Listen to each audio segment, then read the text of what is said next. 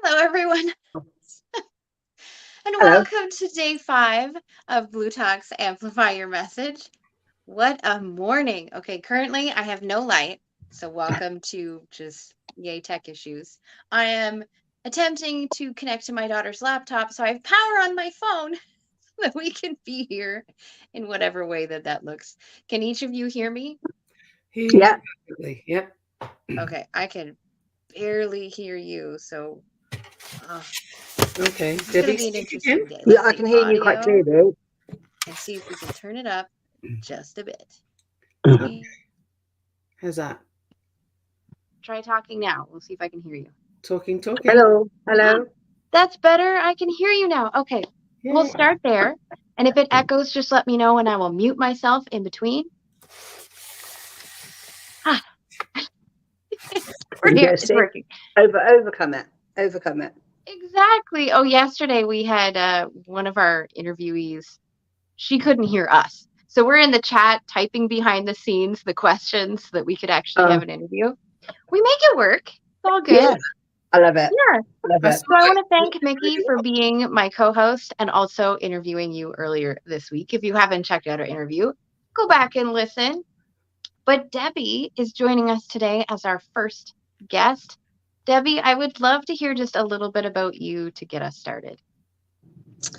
So I'm in the UK. I'm currently borrowing somebody's office. Actually, I'm literally hot desking. So I'm a coach. I help business owners to not work in chaos. I had a something happened to me last year where I had a breakthrough and realized that chaos is what we work in, that hustle, that where life's too, we have to keep going and keep going and keep going and working, otherwise we feel like we're not doing anything. And I was very close to burnout, so I took myself out, spent 6 weeks doing nothing, which is the hardest thing in the world. I would phone up my coach and say, so what do I do for nothing? Do I need to meditate? Do I need to? And she's like, just do whatever you're doing, breathe, type thing. And then once I realized how much of the chaos I lived in, I call it chaos. It's like the hustle, that mind, constantly on the go all the time, emails at 2 a.m. in the morning, working at night, just on the run constantly. I could then see it in other business owners, and I could just see, whereas I kind of envied some that were super successful, I started to feel sorry for them. And I started to think, do you know what? It's actually nice. I'm kinder to myself than I used to be. So I work from a different place now. There's 12 years ago, just as a background, 12 years ago, I had an accident where I nearly died. And I, at that time, wanted to be more grateful. And of course, you slip back into bad ways. And so I think last year was me realizing that I'd built a different person to compensate for the accident. I don't know how long we got here, but it's a long story. No, I like that you built a different person to deal with the Yeah. accident. I can very much relate to that. I've been through accidents myself, and it Mm-hmm. feels like there's this different version of us every time. Is that what you're feeling? It was similar to that, but when I had the accident, I was stood by a car and I got hit full on by a car and smashed my leg up. By the time I was a hairdresser, when I was a hairdresser in a gym, so I ended up with 2 plates and 22 screws in the leg, and didn't really fit into my life. I didn't fit into going to a body pump class. I couldn't stand behind the chair in the salon, and it was such a bad accident. I was non-weight bearing for 5 months. I couldn't even put my foot on the ground for 5 months, and then subsequently was told that I'd be in a wheelchair last year, and I've had to kind of adjust from there. And what I found is that I reinvented, because I couldn't fit into my own life at that time, this fitness person. And I wasn't super skinny or anything, but I loved a bit of body pump and swimming and stuff. I started working on the business, which was great. And then the more praise I got for working on the business, the more I became this business person, until I became a very, very hard, fast-paced coach. My clients called me the procrastination police. One of them called me a virus, still does actually, but he's sweet. But I was very hard, and I was very like, we just got to get the job done. Let's, how much money is it? Least amount of work. If we have to work till midnight, all that type of stuff. And I thought I was living this great life. I was holidaying all the time. I was going to nice restaurants and having an amazing life. And I realized now, when I look back, that I was running away from my life. I craved a holiday. I craved something to treat me, to soothe me, to make me feel like all of the hustle was worth it. And I suppose there was a point where I was talking to somebody, my friend who's a therapist, and I said, just the old person, is gone, is dead, that fit person. And she said, no, Fat Debbie sat on Fit Debbie. You just need to get her back out again. And I was like, oh, is that possible, that she's just not gone forever? And it turned out that the other Debbie was there too. So now we sit side by side.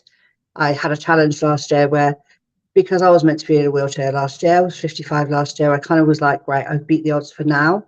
So I set myself a challenge to cycle around India. So I cycled in November around India, 360 kilometers. I know it's not the treat that most people would give themselves, but that was my treat, was to, 360 kilometers in 5 days. So now I'm much nicer to myself, but I'm much kinder to myself. That was quite meditative, the training, cycling and listen to podcasts from amazing people and stuff like that. So I'm in a kind of much nicer place now where life is great. I enjoy my life, and I do go on holiday, but I'm not going on holiday to escape anything. It just makes the day better. If that makes any sense. Can I ask you about India a little bit? Is that by all means? I can bore you to death. Where were you? How many people were you? Like, I love India, but I know it's a wild place. It's crazy. Oh goodness! I mean, some of the roads just was like cycling on the surface of the moon.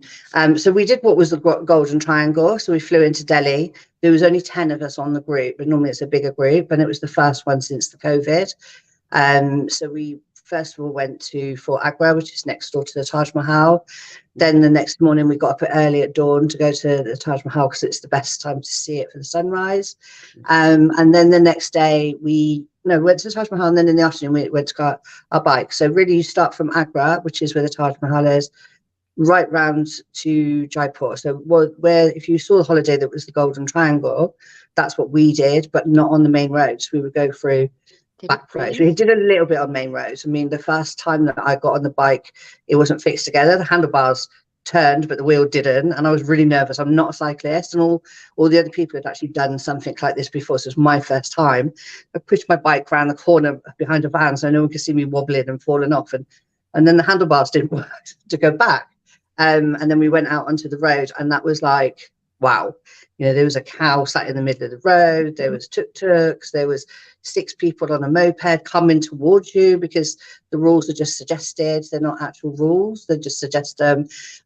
They had like these farm trucks there with like loads of flowers, and they all played music. And so I came out onto there on this bike that I'd never been on and was wobbling on, and they were new bikes, so they'd just not been put together properly. And as I was cycling, the handlebars moved, like literally, so I ended up like this. I couldn't brake or anything. So that was my first experience, but it was after that it was fine. But we were very, very lucky in India. Because we were the first tourists that had been over there, everybody came out of their houses to just look at us and wave and smile and cheer. So it was amazing. It was really good. Doing that. Yeah, there's something locally called the harbor hopper. Mm-hmm. It can go in the water and on land. And every time I see that, you see me walking down the street going, hi, and I wave frantically, because I love when people come visit. You want them to feel welcome. I was highly, I'd highly recommend the bike ride. I mean, it's tough. I was terrified all the time, because although I trained with a bike ride, I'm not a cyclist and I'm not skinny min. And cycling 5 days in a row is very different to going on a Sunday and doing 50 miles, or we'd built up so that we could do the distance. But to have to do that every single day with a leg injury, my knee is still very damaged. And I was just like, what I can't do is I can't mess it up. I can't go home and then be in the wheelchair because it's my fault. So I was very slow. I was at the back of everybody. I was just a couple of miles less. And then every time they had a break, they waited for me, and we had a guide with me. And it was just the experience of a lifetime, to be honest. So I'm very use it or lose it. So at some point I will be in a wheelchair. So I feel I should just do stuff now. So is that a part of your main message in your business? Yeah, very, to be honest. It's about resilience and, not accepting the word no. After my accident, the surgeons came to me the next day and said, okay, we can operate on you, but you will lose the use of a leg. And I was like, no, that can't happen. I'm a hairdresser. I'm in a gym. I have children, and they went away. I didn't know that I had a choice, and they went away and came back with another option. And I was like, no. They were like, you can use the leg, but you won't be able to bend your knee. And I said, no, honestly, I'm a hairdresser. I have a salon. I have people. And they went away another one time and then came back and said, right, we can do this. We can take bone out of your hip, and we could build this, and we can dig deep. And I was like, okay, that's fine. That's better. And then, you know, that was just, I suppose it's that resilience of not accepting the first answer, not accepting a no. And I kind of believe that for anybody is that if you really, really want to do something, then you'll do it. Like, there's no two ways about it. If you really believe that you want to do it, if you just think I should do it, then that's not happening. If you want to do something, like I wanted to do India, so I prepared. Like I don't normally, but I didn't just get on a bike when I got to India and think I would just wing it, which is probably my normal lifestyle. I sacrificed stuff to do it. So it's about, you know, the long journey, the consistency. And it's about coming out of that chaos so that actually you can be creative, that you're not sitting in a fight, flight, or fear situation with your mind, that you actually can work in, for want of a woo word, but, you know, you can work in flow. So you can work creatively, you can work happily, you can work with your shoulders here instead of up here type thing. So that's what I teach. Oh, I love that. I can't tell you how many entrepreneurs I know that think that the entrepreneur lifestyle has to be 80 hours a week. They have to put in their effort.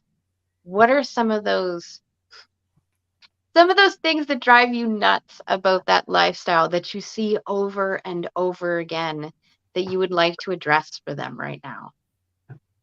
I think the unhappiness, you know, the unhappiness really is, you can see in somebody's stress, they're not living their life. I mean, I have a friend who does do the emails at 2:00 in the morning. His family think that, you know, they hate him because they never can get him on the phone. I have a secret way to get hold of him. I can message him through Instagram because that's the only place that he'll answer, because everything else, and he's kind of like loving it, but at the same time he's not enjoying it. And I said to him one time, you just need to get a driver, and then you can sit in the back of the car. And he's like, I'll do that when I've made it. Well, he was making, you know, 6 figures a month profit, and he still doesn't feel like he's made it to be able to get a driver. So when is that guy going to be happy?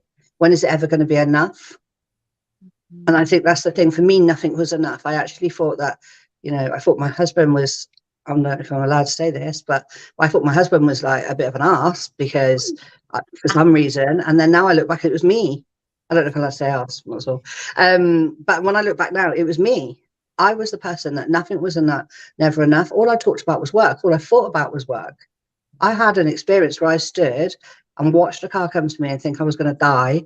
And then I took 2 steps and saved my own life. And I'm worried about work all the time. That's madness. It's madness that I should be dead. I was so lucky that I'm not. In the hospital, I told everyone I was the luckiest person in the world, and they thought I was mad. And I stayed like that for a year. Because I was lucky, because door number 1 was the morgue and door number 2 was a broken leg.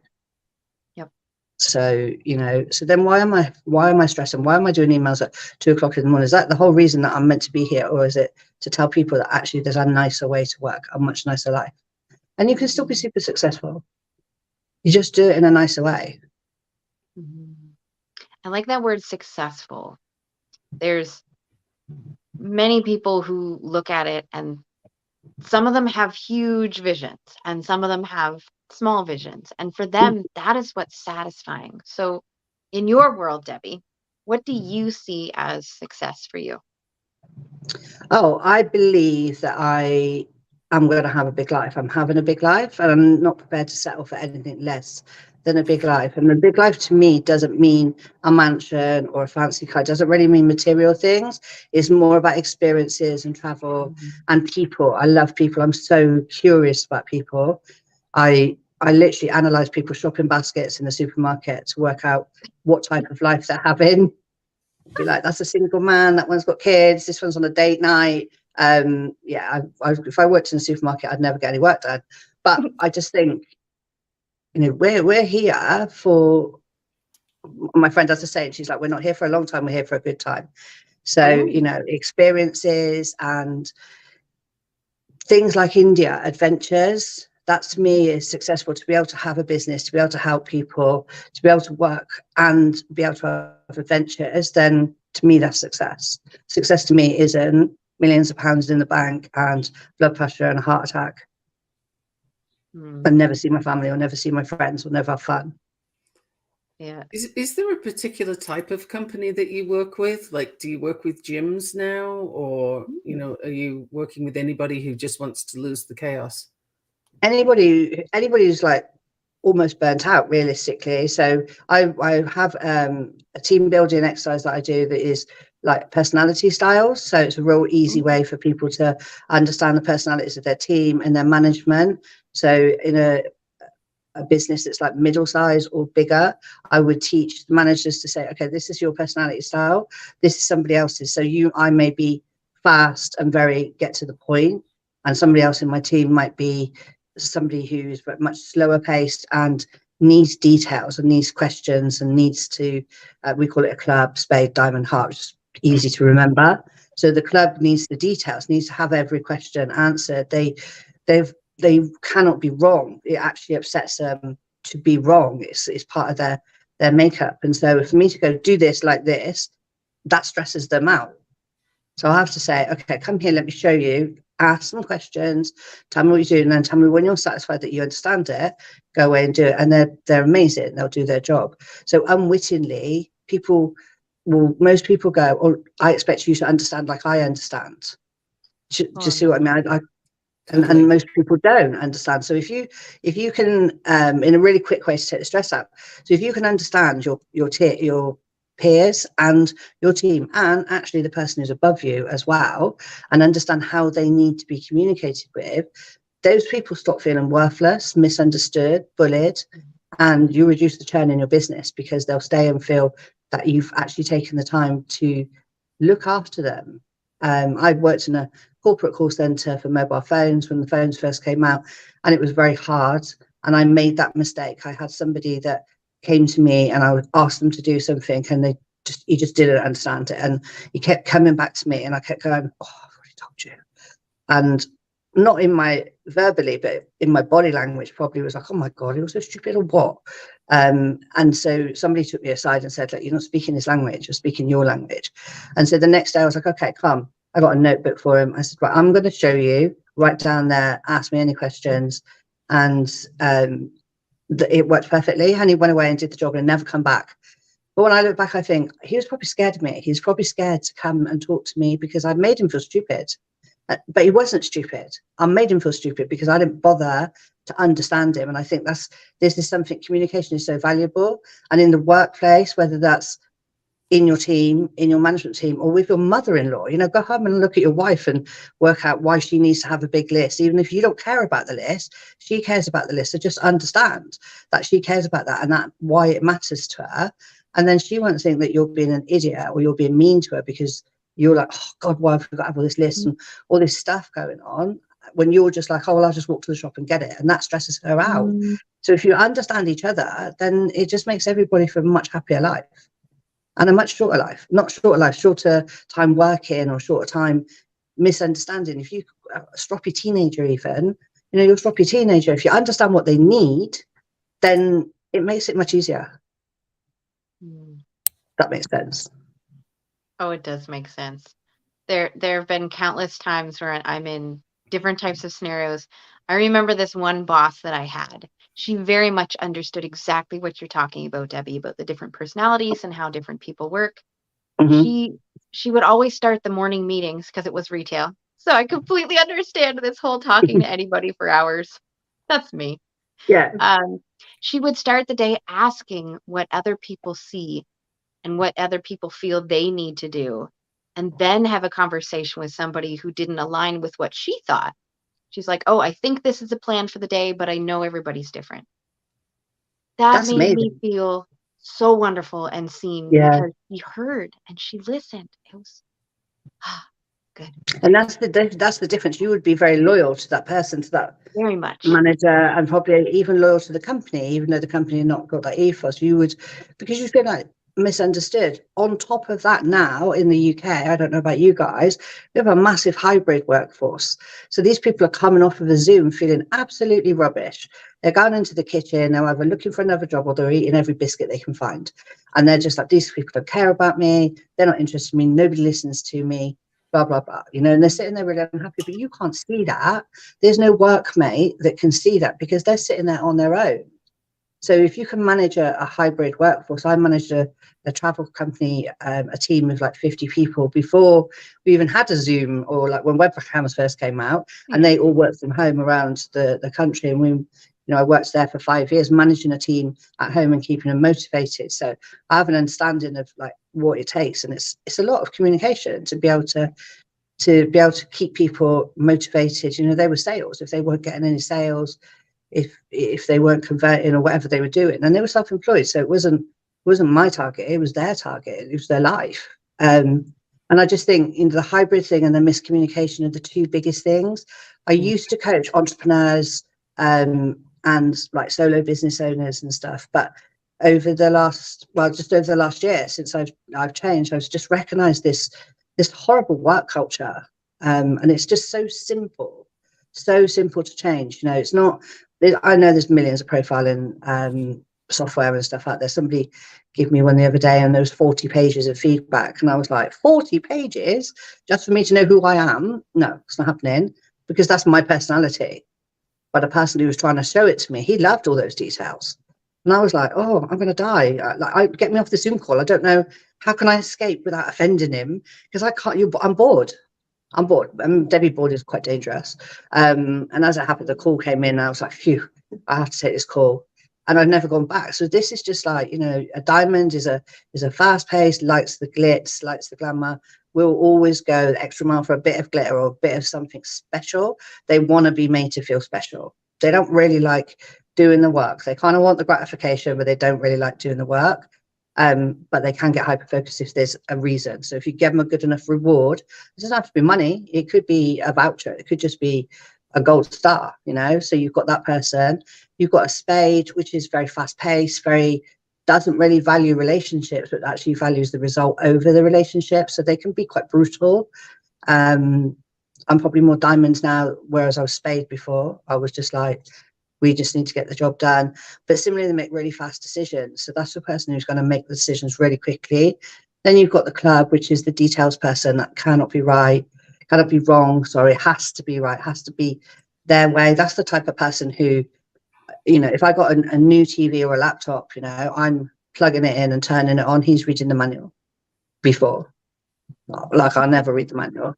And then you have a heart. So heart is your work mum. That's the person who wants everybody to be happy and wants everybody to come together at the same time. And so they're really happy when everyone else is happy. So that's the person who pulls it together. She's the one who gets most of the jobs done. But that detail person, if you give them something fast, they're not going to do it. They're going to find it very stressful. If the fast person, you give them something detailed, they're going to find it very stressful. But if you team them up, actually, they'll probably work really well together, because one of them will be dynamic and make the decision, the other one will make sure it's right. So it can make your workplace just so much more successful. And it's just that simple. Obviously, that's their top driver. There's deeper, but in terms of, let's just have a look at on the surface of how we can very quickly get some conflict out of the workforce, get the animosity out of the workforce, out of your home, out of your relationships. You know, I actually did this on one of my children last year. It turns out he was a diamond and his girlfriend was a club, and they were going on holiday, and she needs to have the seat booked. She needed to know the airport was booked. She needed to know the list. She needed to know what she was taking. She made a list to pack in, and she's telling him all these things. And because he's a diamond, he don't care. He's just like, well, I'm just going to pick up a bag and go. And she's like, oh, you don't care about me. You don't care about my feelings because this is important to me. And he's like, you don't care about my feelings because that's not important to me. And you're trying to make me. And when they understood that that's just what she needed, and it wasn't they didn't care, it's just that he didn't value that, that's easy, because that's just their thing. Do you know, like, so, you know, if you always sleep on the left side of the bed, you go, okay, yeah, they always sleep on the left side of the bed. You can do the same to go, this person needs to have all the details, and that's their thing too. So how Like, long does it typically take you if you're starting with a new company and you come in and check out the culture and start working with people?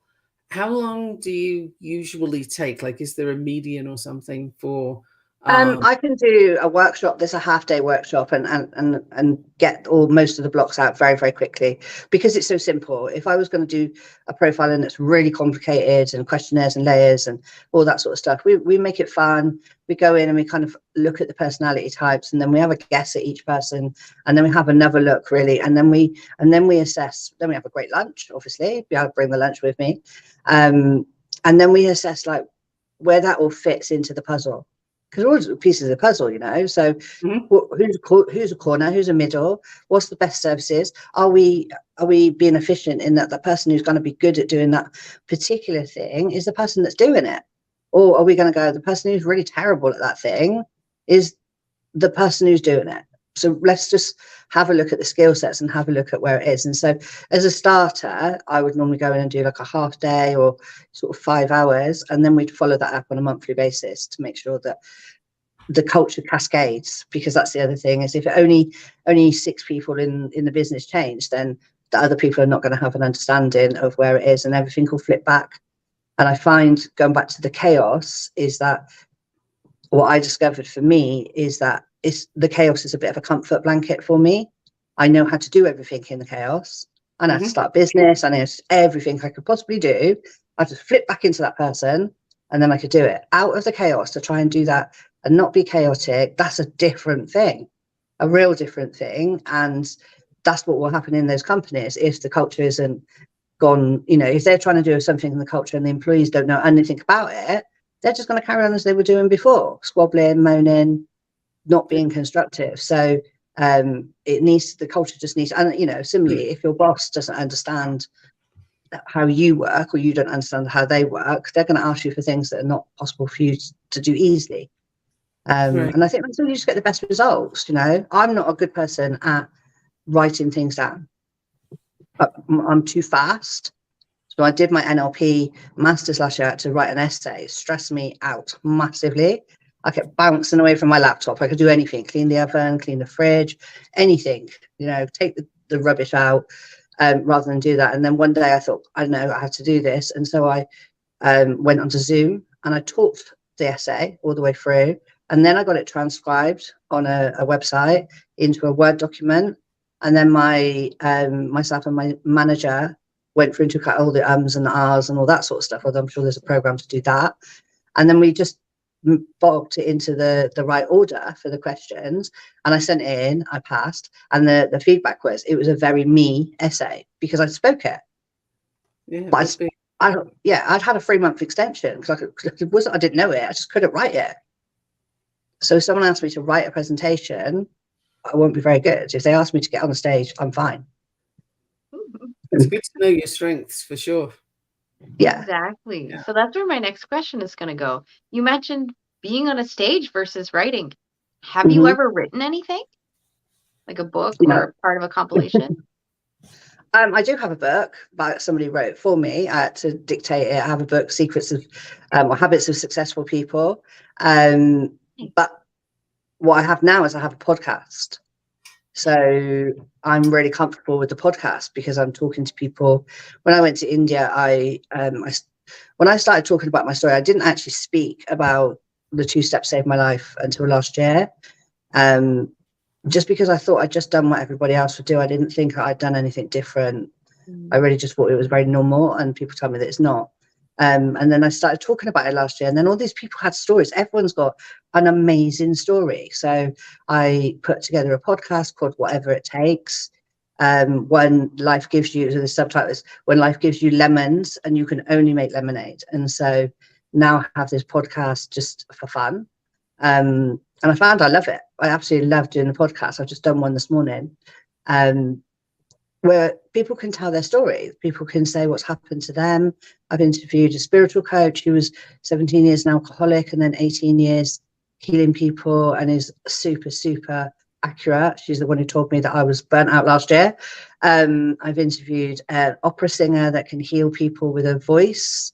who's got a platform to do that. I've interviewed somebody who's domestic abuse, her story for domestic abuse.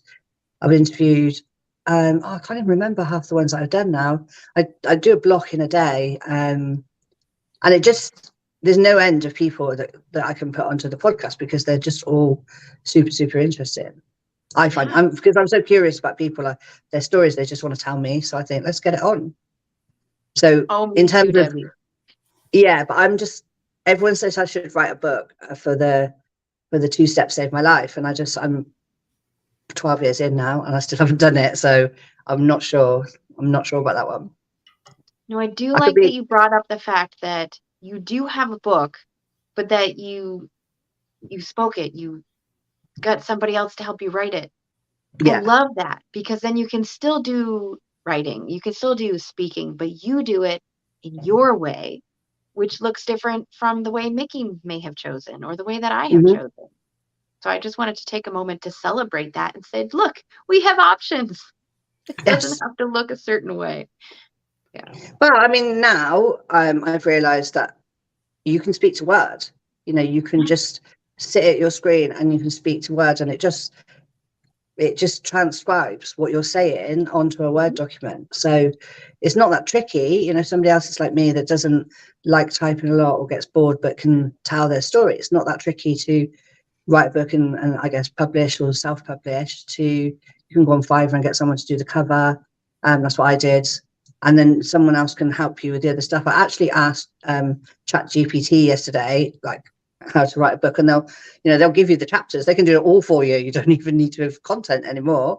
But that's not obviously the best way to do it, because unless you've used it a lot, it doesn't know you.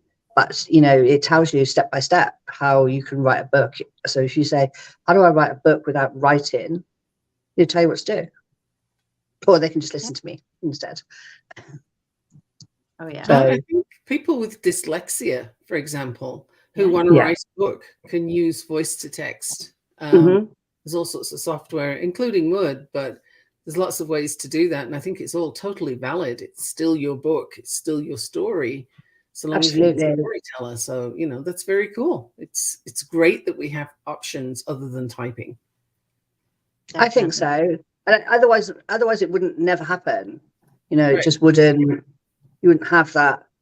And I think for, like you say, for learning disabilities, it's brilliant. I've not even thought of it like that, but it is actually brilliant that you can just speak it. But my son's girlfriend suffers with dyslexia, and so for her, she's in a social, not like a trainee social worker. Is that the same for you in the States? I'm not sure.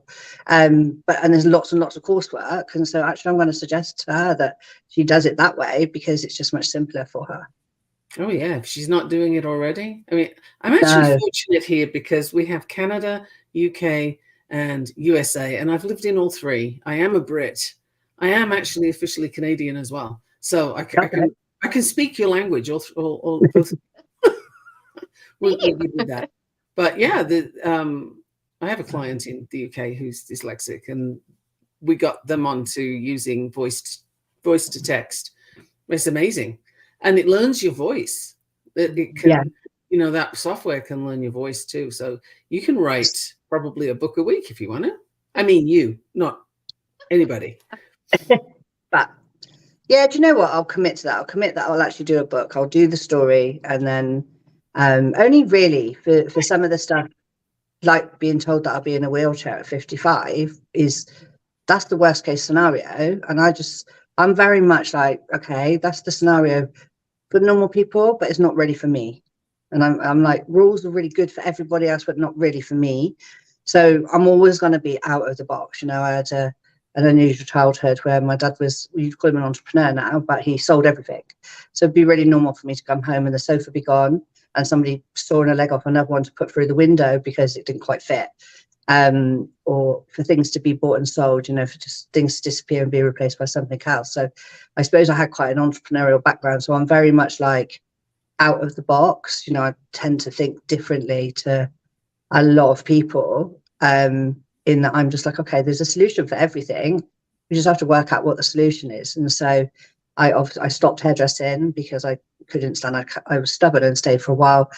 And then I went and got 7,000 square foot spa, 10 treatment rooms. I just went bigger than where I was. And then I had to have a knee replacement on the other leg because I'd worn the cartilage out. And I sold the business because I just the thought of having to have another recovery whilst trying to work was quite traumatic for me. And actually it turned out it was a much quicker recovery than the other one. So that's how I got into like sales and marketing and like digital marketing. And then I realized that the digital marketing is that most people don't know their business. They don't know their customer, their who. And so you have to go that much further as such. So I'm quite analytical in my mind, really. Or just nosy. I don't know which one that goes under. I could say analytical, it probably sounds better. I'm hearing a lot of books, though. I'm hearing I stories, know, right? books. You could do books for days. Oh, I don't even. I just think that because I'm so fast, I'm not very. I'm very future paced, so don't really look back at stuff. I think, and I did one of those personality things where they said, and that was very, very future paced. So I guess I'm gonna have to have another conversation with you, Mikki, and you'll have to let me know where my bestseller is. Okay. Yeah. All of them. Hit me up. We'll do them Yes. in orders 1 through 10. Okay. Have you that'd ever be good. heard of ghostwriting? Yes. Yeah. Okay. Because if you're I very just don't- future paced and you've already gone through it, that might also be something helpful for you. Yeah, I think I can do the text, the speech to text. I think that would Yeah. get my story out, and then I probably would need someone else to edit it because I'll be bored by then. I've done it type thing, and what's next would be the next thing, I suppose. It's not in it really, but You know, Debbie, I have to say, in human design, you sound like a manifester, big time. Like that is. Don't know if you've looked at human design yet or not, but you might find that a little bit. Yeah. Well, a little bit over the last year where I've kind of, I realized that I wasn't very good at being vulnerable, and I wasn't very good at being kind to me. I wasn't actually very nice to myself. I was really nice to everybody else, but I wasn't kind to me, even to the point that when I was first stood there, this car had already hit my husband's car and then carried on coming. So I'd seen him hit the car and he was fairly okay, just shunted it forward. And then he just kept coming, and I was stood by my car thinking I'd run out of petrol because I'd already broken down. So we were already in a rubbish situation that the power had gone out of my car. And I was just stood by the petrol cap thinking maybe we'd run out of petrol because I just bought the car.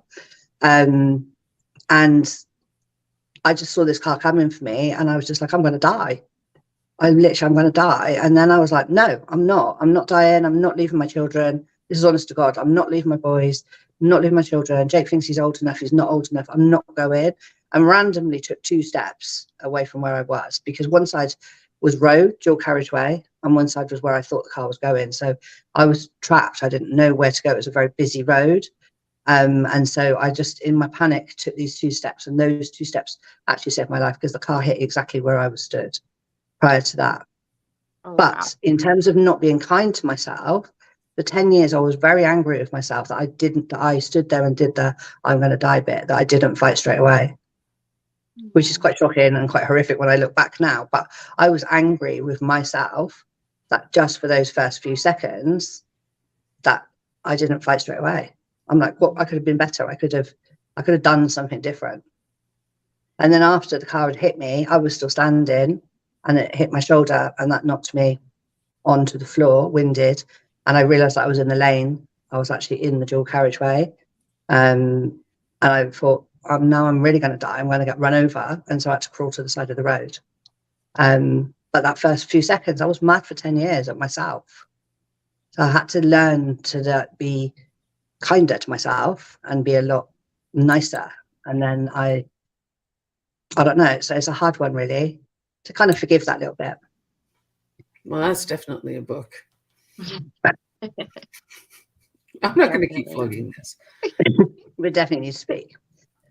So, Debbie, if there was one thing that you needed people to take away from this conversation today, what would that be?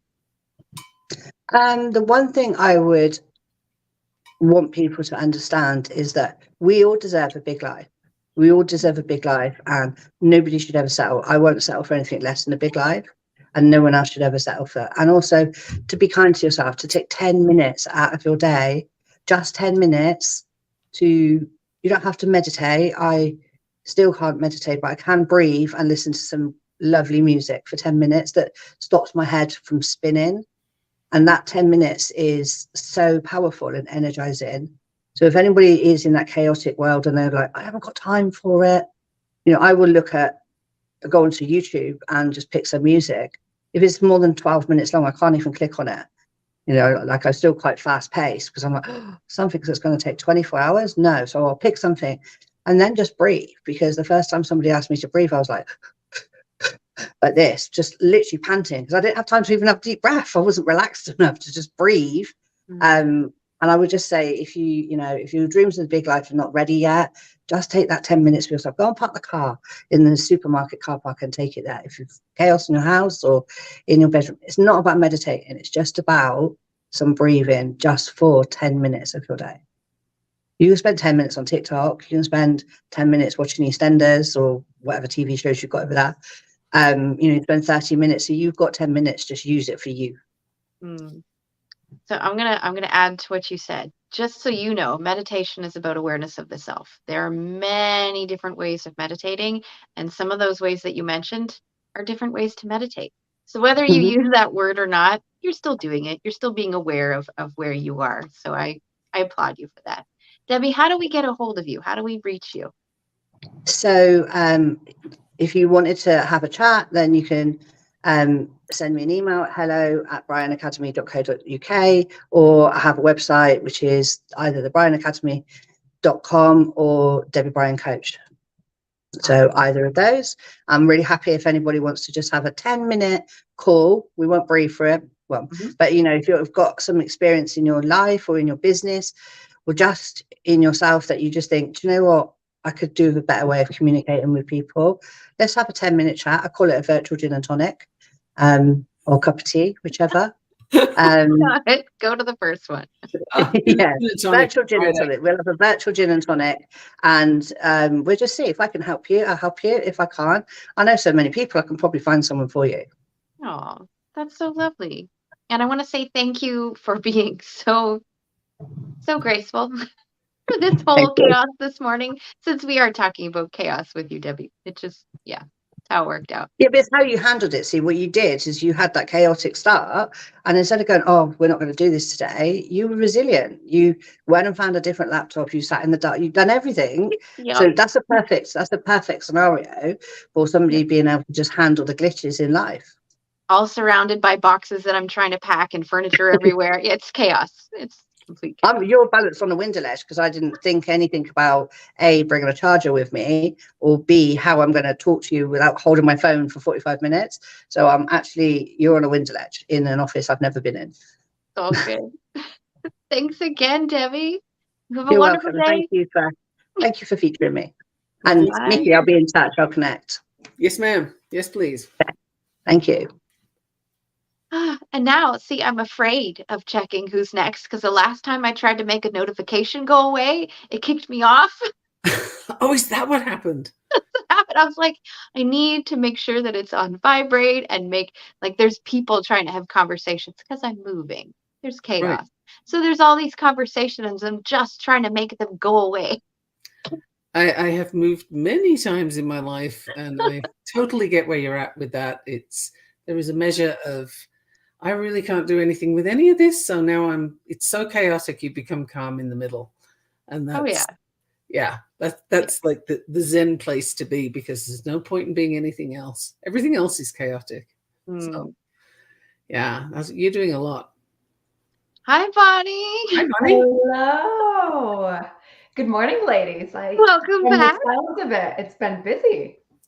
Yeah. Oh, I was thinking that I already interviewed you, and then I realized, no, that was networking. Yeah, we just barely met. And so I was like, oh, I finally got to hear her and meet her. Yes. In person. I don't know what we can call it in person. Okay. So, and then of course, Mikki and I just met like last week or the week before as well. He had mentioned that. Yeah, a couple of weeks ago. Mm-hmm. Yes. So it's perfect timing. Yeah. Good. So I'm going to just encourage us to take a moment to just take a deep breath, because there has been a lot of chaos. Yeah. Okay. because I needed that. I'm not sure if any of our listeners or maybe you two needed that, but I definitely needed that Good for so that I you. can be more present. Good for I you. don't want to be in an interview where my mind is somewhere else. To me, that is not the way that I want to show up. And while I was trying to be in that place, I don't believe that I was. So I'm like, just take that moment, take the deep breath, come back into the present moment. Because what I love to do is I love to come from a place of curiosity. I Mm. love people. I want to know all about you and your amazingness. And today I can't see your eyes on this tiny little screen, but Oh, usually I can maybe read a I'll person's tune eyes. in a little for you. Yeah, and it's so exciting for me when especially entrepreneurs Yeah. in an interview show me what it is that I can actually see in their eyes. So I'm like, Mm. yes, Okay. validation. It's great. So Bonnie, yesterday I was playing with some words about 3 words to describe yourself, but today I want to start slightly differently. Okay. Let's I do want to know what would be crazy cool. We're not talking logical. We're it. Okay. talking crazy cool. What would be crazy cool to happen for you this year? Oh my goodness. I know they're I hard mean, questions, right? I've been interestingly enough been trying to manifest Cambridge in some interesting way, like craving it. And then I met Okay. Corey and he says, Yes. "Hey, have you thought about speaking to Cambridge?" And I was like, "Wait, what?" It was, Yep. yeah, the Theory of Everything Congratulations. movie with this Stephen Hawking's his Yeah. story. I Mhm. love it. Well, the soundtrack to that movie, there's a song called Cambridge, and I had that for my morning alarm all last year. Oh, And then I wow. was introduced to Corey, and he said, "Would you like to speak to Cambridge?" So to me, I mean, that was Way to go. That is that was crazy pretty cool. incredible. Something super crazy cool. Well, my 18-year-old, well, soon to be 18, she's also graduating. I asked her what would be the most epic graduation present. And she Ooh. said, if we could go on a family cruise. And I'm just thinking of all the things we're doing this year. And I was just like, anything else? So we've never been on a family cruise together. And possibly that would be a crazy, cool, awesome experience to be able to fit into this year somewhere. So that Love would be my that. final answer. Okay. So we're going to go back to the whole speaking at Cambridge part because this Okay. is amplify your message. And one Okay. of our favorite ways, or at least my favorite way, is to speak on a stage. Is speaking something that you enjoy, or is it something that you just kind of fell into? I've always enjoyed speaking. Even when I was little, you couldn't get me to shut up. I would be speaking to myself. I can actually remember being young, maybe 8 or 9, and I remember cleaning the bathroom, right? I was actually cleaning the toilet and I was interviewing myself on how to clean the toilet so good, right? I didn't, Oh my gosh. and that's, I've always done things like that. I would always interview myself on what it was that I was doing and how I could teach others to do it the same. Yeah. And then as I, got older, people would come to me and they'd be like, you're always spot on. You've got great insight.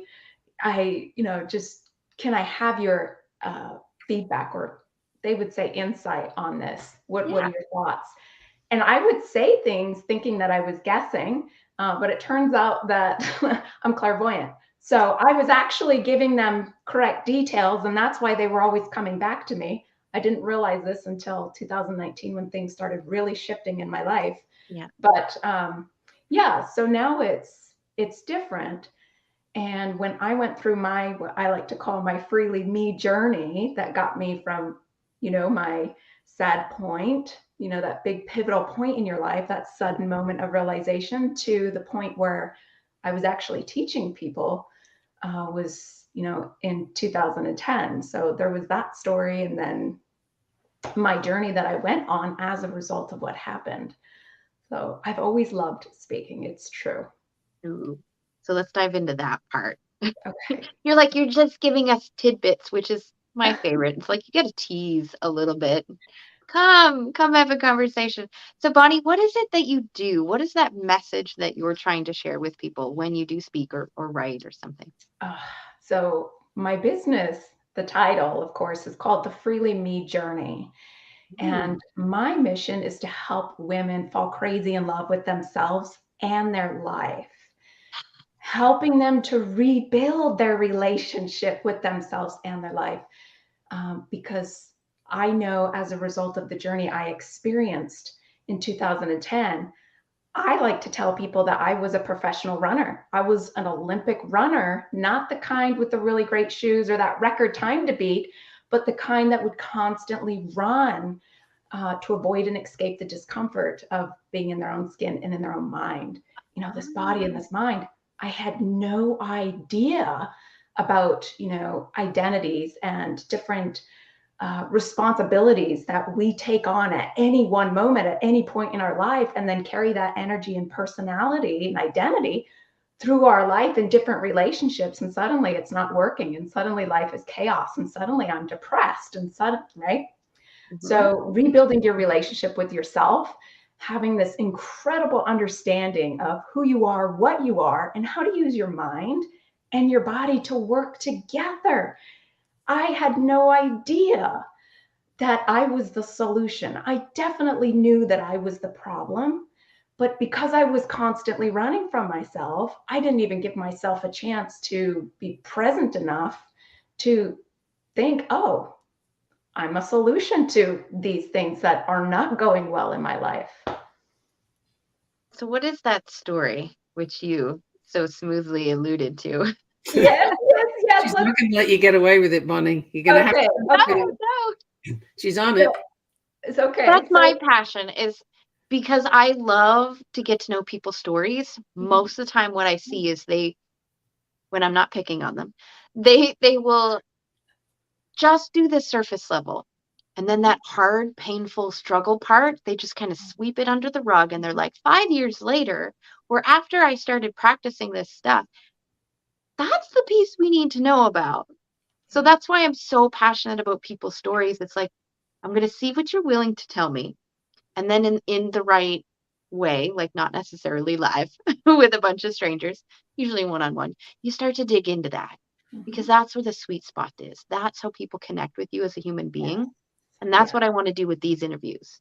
I want people here listening, and Nikki and me, to connect with you, Bonnie, on a personal level, because then we get to know you, not how you're choosing to express your business today. That way, if you express it differently 5 years from now, we're still connected to Bonnie.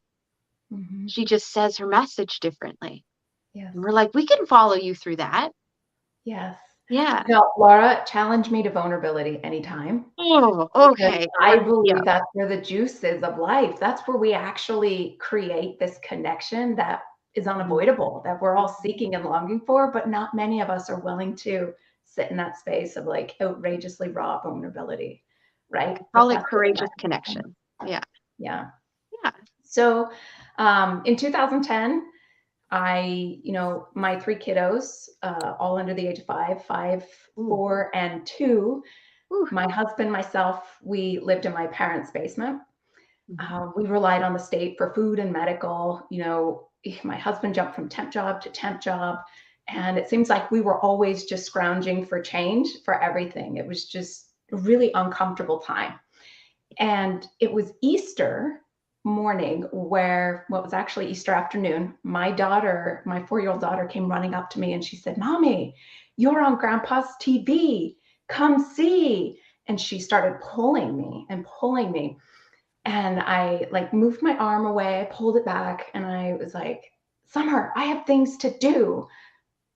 Laundry, vacuuming again, all the chores, those things, right? A mother does. Yep. And she just started crying. And it was one of those cries that just really shook you to the core, right? You're like, ah. Yeah. So to get her to stop, I was fine. I'll watch Grandpa's TV, his tablet. So I sat down on the couch, I plopped her on my lap, and I was looking straight ahead, and the tablet's over here. And I was looking forward, and I was thinking of how stupid this was. I didn't want to be watching myself on a video. I had other things I could do. You know, I was there. I don't need to rewatch it. Well, as I'm going through my mind, I'm seeing some things happen in my peripheral vision. And my husband, my stepdad, were in the back corner of the kitchen around, by the Easter table so they could have their snacks. And my kids were on the floor playing jacks, those oversized jacks, with my mom on the floor. And I was standing at the kitchen sink, my back to everyone.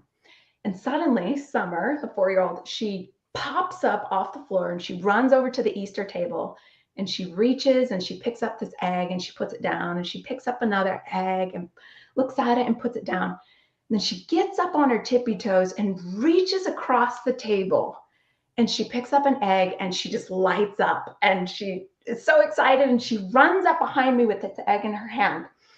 She extends her arms and she says, "Mommy, I made this for you. Mommy." And she's just dancing and so excited. "Mommy." And she's looking up at me and I'm ignoring her over and over and over again.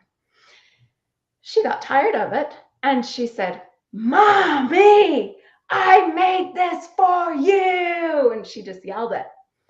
I turned around and I smacked the egg out of her hand and I yelled, "I don't care. I don't want it." And the egg hit the oven door and it hit the floor and just burst at her feet. And I had already turned around and I'm watching this tablet and I'm like, what? And Summer had looked up at me and I could just see her from the back. She looked up at me and she looked down and she picked up the big pieces of this egg and she held them in her hand and she started to turn and she kissed them. And then she whispered something to the egg. And I'm like, what did she say? What did she say? I need to know what she said. And I'm trying to turn up the tablet. And as she walks out of the kitchen, she passed the tablet and I heard her say, "It's okay. Grammy says, Mommy loves me." Oh. And I was like, wait, what? Grammy says, Mommy loves me? Laura, Mikki, I couldn't remember the last time I told my kids I love them. I was so stuck in my inner dialogue, my inner torture, that I was completely missing everything. And in that moment, I realized I have a decision to make. And four options came to my mind because they were things that I had thought about before. The first option was I could tell my family I was going to the store and I could literally run away, not come back, try to start life over somewhere else again, just by myself this time. I could kill myself. That was a daily thought. It was a daily struggle. Yep. I could wait for things to change, wait for us to get our life together, wait for that job, wait for the house, wait for the car, all those things that I wanted that I didn't have, or I could change. And in the past, I always just chose to wait. And in that moment, I felt so deeply and heard so clearly, I want to change. And I didn't know where to start. I didn't know what that looked like. I had no idea what it even meant, what it was. And I remember calling my dad and I told him what had happened. My parents divorced when I was 8. So I was living, I was living with my mom, my stepdad, and I called my dad and I told him what had just happened. And he said, I think I could help you. And I'm like, okay, yeah, Dad, what is it? What is it? How can you help me? And I said, I think I need help. And he said, well, I could read to you. And I thought, Aw. what? And I said, Dad, did you hear anything I just said? You want to read to me? And he said, well, we could give it a shot, see how it goes. I could read to you for 15 minutes every day and we'll see how it goes. So my dad had always been a personal development guru. He loved it all. He inhaled it. He absorbed it. I remember listening to talking tapes when I was a kid. It drove me crazy to get in the car with my dad. He'd push that little cassette in and, Yep. oh my goodness. So I did. That was all I had. And I started listening every day, 15 minutes. And these books, these ideas started to cause me to think differently. Mm-hmm. And it was one thing after another. And then I remember going to my mirror, which I absolutely hated to do, see myself in the mirror. Mm-hmm. And I thought, okay, like there's this mirror talk stuff that's happening. And how do I feel comfortable in front of the mirror? Because it was so awkward. And I could not find anything to be grateful for what I was seeing there. It was so hard because it was just the memories from the past, my shortcomings, my failures. I'm not good enough, too fat, too all this, too all that. And I finally closed my eyes and that chatter just kind of chilled and I felt my heartbeat. And in that moment, that was the first thing that I had of actual conscious gratitude for myself was my heart is beating. I have right now, like I'm grateful for this. And so I went on this journey and it helped me tap into some of my gifts that I didn't know that I had. And I call that my freely me journey. And that's what I'm saying, rebuilding your relationship with yourself in life. Yeah. So that's the journey that got me to starting the work that I do. Ooh. Wow, that's powerful. Yeah. Thank you. No, it's like the tears. Oh my God. I've had so many similar situations with my own daughter. Yeah. I had gone through PTSD twice. And unfortunately, when she was 17 months old was the first one. And so she grew up with me having to try to deal and heal from PTSD, which in my mind, that's not fair. Yeah. For her to have to be the parent in that kind of scenario. It's like, that's not cool. So I'm here this whole time going, oh my God, I've done the same things. And I know how horrible that feels on both sides because my parents weren't great either. I was expecting a divorce, but it just never happened. Yeah. What I want to know is lots of things first off, but when you're looking at this personal development journey, because it really is a journey, and there's, as you said, so many different ways that we could just try something. Yeah. What were just some of those things that you did try? And then did you like them? Did you not like them? Like, give us a little bit of detail. Well, my biggest frustration Mm-hmm. obviously was my relationship with myself, but with my body. Because at one point, so I'd lost the weight. My whole life I had been overweight. And so it was between my youngest and my second child that I had released. I was 300 pounds and I had released half my body weight. And I had done it because I remember thinking and watching more thin, fit people. And they always just look so happy. And so I thought, God, that's the answer. I need to lose the weight, then I'll be happy. Well, I had released the weight and it turned into body dysmorphia, or what, they call phantom fat. I still felt bloated. I still felt heavy. I still felt dense. I still felt uncomfortable in my own body. And I would say several times, like trying to understand, I would say, honey, do I look like her? And I would compare, and he's like, are you crazy? Like, you actually think? And I would genuinely say it because I was trying to understand how people see me. Yeah. So my relationship with myself was the biggest starting point.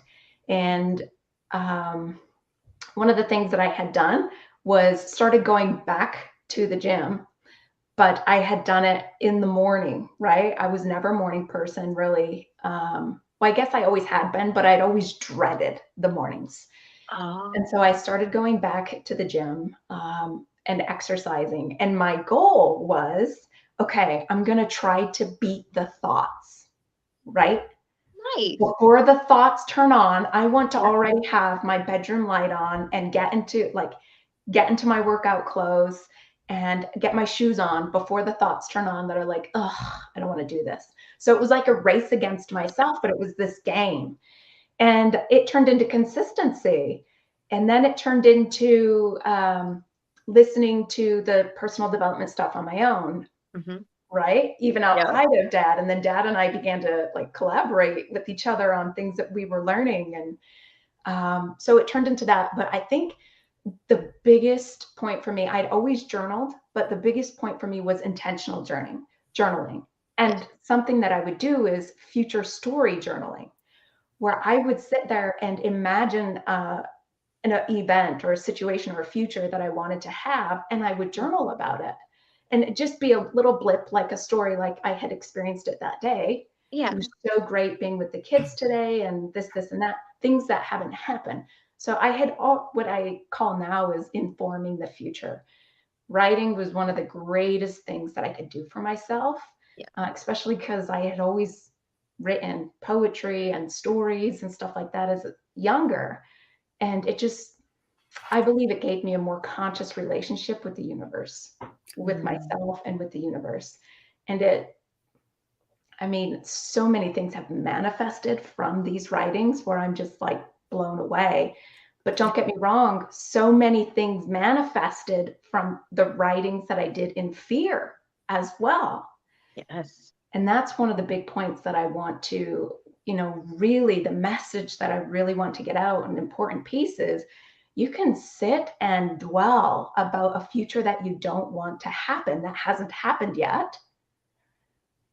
Or you can sit and celebrate a future that hasn't happened yet, right? Because when you think about the future, right? When you think about the future you don't want and the future you do want, they are the exact same thing.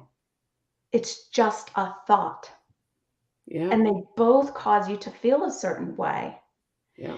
And when you feel that way for, continuously entertaining and engaging with that thought, then you're rehearsing, you're literally practicing the energetic state of that future, and you become a vibrational match with it, right?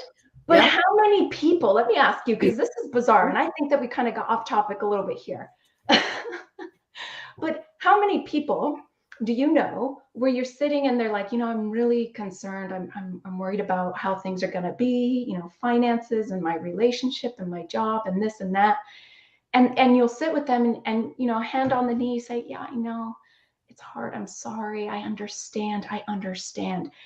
And they're talking about being afraid of the future, and we agree with them. But if somebody were to say, I'm doing this and this and this and this and this, and they're telling you their dream board basically, and you're like, you've already planned for that? Like, you paid for it? Like, these arrangements are in place? You're like, no, but I'm celebrating the future. We'd be like, oh, you're so naive and foolish, best luck. We naturally, instinctively, or something culturally, have more faith and more, I guess, willingness to believe in a future of fear and to justify why that is more possible than the future of celebration. So why not celebrate a future that hasn't happened yet? And it's mindset things like that really, really inspire me, just to shift the perspective, because it really radically enhances and changes your energetic state, the way you feel, which causes you to behave a different way. And when you're behaving a different way, you get different results. And that's incredible, because it's what we all want. We all want the change, but we're afraid of it because of the unknown. But that's such a silly story, because every single day when we wake up, we face the unknown. Bonnie, that is, wow, you and I are on the same page with that. But I would love to pick up on something that you said back a little bit. Okay. And I think may have been missed by some people listening. Okay. And that is, when you were running against the thought, you were getting into the gym and doing your workout before your thoughts had chance to take hold. What you weren't doing was looking for motivation. And that is huge, because so many people get hung up on, I can't do this until I have motivation. but they didn't realize that motivation comes after you get the success. Success is what gives you motivation, but you slipped that in so nicely there that you weren't looking for motivation. You were running against the thought. And I think that can be key for helping people to get a handle on how to move forward like you did. You don't need motivation. You don't need that dress that's 2 sizes too small, or, you know, the other stupid things that you get told to try, right? Motivation is you're wasting your energy. You had a very successful way of moving forward with that. And that just kind of slipped under the radar there. So I thought I wanted to call that out because I think it's actually important. I've never noticed it, but with the work I do now, I always say that motivation is momentum.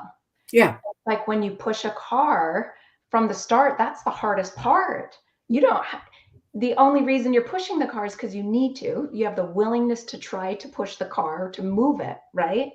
And that's all that change requires, that willingness to attempt that first move and be consistent with enough to get that rolling on its own. And then you've secretly developed a new habit. You've rewired your and you didn't need the dress that was 2 sizes too small. Yes, but you don't need to know all this teeny little details, right? Yeah. So that's why I love having the conversation about inspiration, because motivation isn't sustainable. You always have to find more, find more, find more. Yeah. And so that's why these posts with inspirational quotes are so popular. It's that constant like revalidation of motivation. But if we dig deeper into ourselves, as you're getting us to do, Bonnie, like understand who we are, not what the world wants us to be, then we're creating that as a sustainable measure within ourselves as inspiration. What's that why, that purpose, that thing that drives you naturally forward? Yeah. Yeah. So, okay, I just want to touch on, you said that we can be who we really are and not who the world wants us to be. I don't believe that we have been who we are, that it takes conscious effort, because right at birth, you're given a title. And any title you have, there's a set of expectations. And these expectations are coming from the people raising you, saying, you need to behave in a certain way to keep me comfortable so I can stay in my own sanity, basically. And once you start to move outside of that, you say, oh, that's not safe. This is the proper way to behave. Then you grow up and you've got boyfriend or girlfriend. You have another title, and student, another title, and then job and career. And there's all these expectations, and there's very little room within the expectations of other people because of your titles for you to actually fully understand who you are. And it's not until we start to have diseases, right, that the body demands an abrupt stop to this foolishness of misbehaving out of alignment with your authenticity. It makes you ill. It's you're going against your wiring, your programming, your, higher self. You're just, so it is a journey to actually be able to rediscover yourself. And I think that people are becoming more and more willing right now, just because of the ideas that are being shared, to stop and pause and say, who am I without mom, without dad, without these titles that I have? How would I behave without these titles? What would I do without these titles and conditions on my happiness and everything else? I love that you bring that to light, because when I start working with people, that is their biggest frustration, where they say, I don't even know who I am anymore. I've said that countless times. I think we just said that with the last lady and a couple times this week. I have worked on personal development and professional development so much that I have countless times looked at myself in even a picture from last year and gone, I don't recognize her anymore. Nice. I have grown so much from the person that used to be. I don't even know where to start. I don't even know if we could have a conversation if we were in the same room. And so then I would go through this cycle of not guilt, grief. I would grieve this old version of me because it was comfortable, because it was the known. And just these past few months with all the chaos of moving and everything, I've learned to embrace that unknown because I'm like, wait, the unknown is the only place that is full of opportunity. That's it. I went, there's so many things I could never imagine. And yet the only way to find those or explore those is in the unknown. So I can pretend to know everything, as we were talking about earlier, and hope to just plan the best case scenario for my life. And then the universe laughs and goes, "Oh dear, you're so small-minded. We have so many other opportunities for you if you would just open yourself up to them and not be afraid of them." And I went, "Okay, I could embrace the unknown knowing that." Yeah. Yeah. Do you ever grieve when you grow? Do you ever grieve that past version of you? 100%. And I had no idea what it was, but Me the neither. nervous system, the body can't actually tell the difference between grieving somebody who's actually left us and grieving a version or behavior, an Yeah. identity that we're no longer continuing. And Mhm. so we do grieve sometimes just as intensely as if we did somebody who has passed away. And it does take a conscious awareness. I have, and I'll just say it, I have dropped my kiddos off at school and come home and just laid in my living room floor on the rug and just bawled. Yep. Not even really, why am I crying like this? I am crying and hysterically, and my pets are around me like, is human okay? You know, not even knowing why I'm crying, and then realizing the shifts that I've been making and the, you know, changes that I've been making, realizing that I've been changing so progressively, whether I give myself credit for that or not, that these, I am just processing the loss and embracing and learning. I like to think of it as learning a new energy, right? Ooh. So this energy, this identity that I was, felt Yeah. comfortable because I became familiar with it. Yeah. And now this version of myself that I've unfolded into, it feels so new. It feels uncomfortable. I feel a little on edge, a little anxious. What is it? I haven't yet explored it fully. So I feel like I'm learning to fit into it. And then once I fit into it, just naturally, it's time to shed again and become again. Yeah. And that's the process of it. So it's that grieving. I'm able to flip it around and say, oh, I'm learning this new space that I'm in. Yeah. That was one of my I've heard favorite questions. Oh, go ahead, Mikki. I've heard it called ego death. So Oh, when you shed an old identity, it's your ego death. And so when you feel that happening, when you're aware that's happening, you can sort of turn and say, okay, you know, like the butterfly, you turn into goo from a caterpillar before you become a butterfly, right?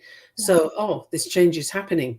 Now I'm getting into my next butterfly. You know, there's an ego death, and it's right to grieve it. And I know some people that even do like ceremonies for this, so that they can fully embrace the whole, you know, that is an ego death, and then move forward. And sometimes that can speed it up a little too, you know, to have a like an actual process, yeah. ritual or something that you do, nobody else needs to know.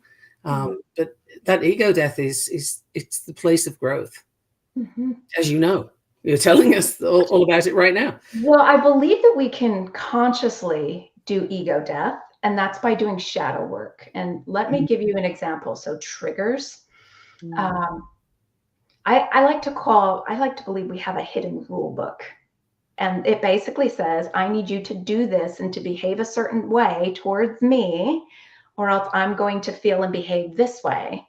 And so, for example, I was going to a women's conference. I was speaking. I was going out of town. So my husband did the morning drive with me for the kids, just so he knew how it all worked out. And on the way back, he started asking me questions. And he was asking questions like, okay, so wait, what time do you leave the house? And what time does breakfast for her start at school? And what time does school actually start? And well, then why are you leaving at this time? My husband is a master at efficiency. He can't help it. as he's asking questions and I'm responding, I'm getting more and more defensive. He hit one of my triggers that said, if you ask me questions about my decisions, then I'm going to begin to feel insecure and incapable, and I won't trust the decisions I've made, and I'll begin to get angry at myself. So he's asking these questions, my tone of voice is rising, and I'm getting more and more defensive. And he said, B, I don't know why you're raising your voice. I'm just trying to figure the routine out. And as we're driving and I'm speaking, I hear it, I see it. And I said, JC, this has nothing to do with you. And I realized that your questions are making me believe this about me. They're making me believe that I'm not a good enough mom, that I'm not capable of doing it the right way, that this and that. And I told him in the energy that I was experiencing it, instead of suppressing or trying to calm down. I was experiencing that energy. And I wanted him to know that you're right, this has nothing to do with you. You've triggered me. It's tapped into an insecurity. I can see my rule book right here, and I need to continue to get this out. And he's okay. And just a result of that vulnerability, for one, letting him know that this is actually all about me, and acknowledging that rule that I had about myself, which was the shadow side of me that needed to not be questioned, or else I wasn't good enough or smart enough. That itself, after that acknowledgement, maybe, shortly after, it was just like, oh, wow, you just feel free in that moment. There's no, you've just exposed something that has in the past just held you down and caused you to feel really heavy and hot and dense and just uncomfortable. But so conscious ego work or shadow work is what I would consider that to be. I love that. So Bonnie, if there was one thing that you needed people to take away from this conversation with you today, what would that be? Stop running. They're running from the human experience, but that is what we're here for. We're soul having this human experience. They're running from everything that they are looking for.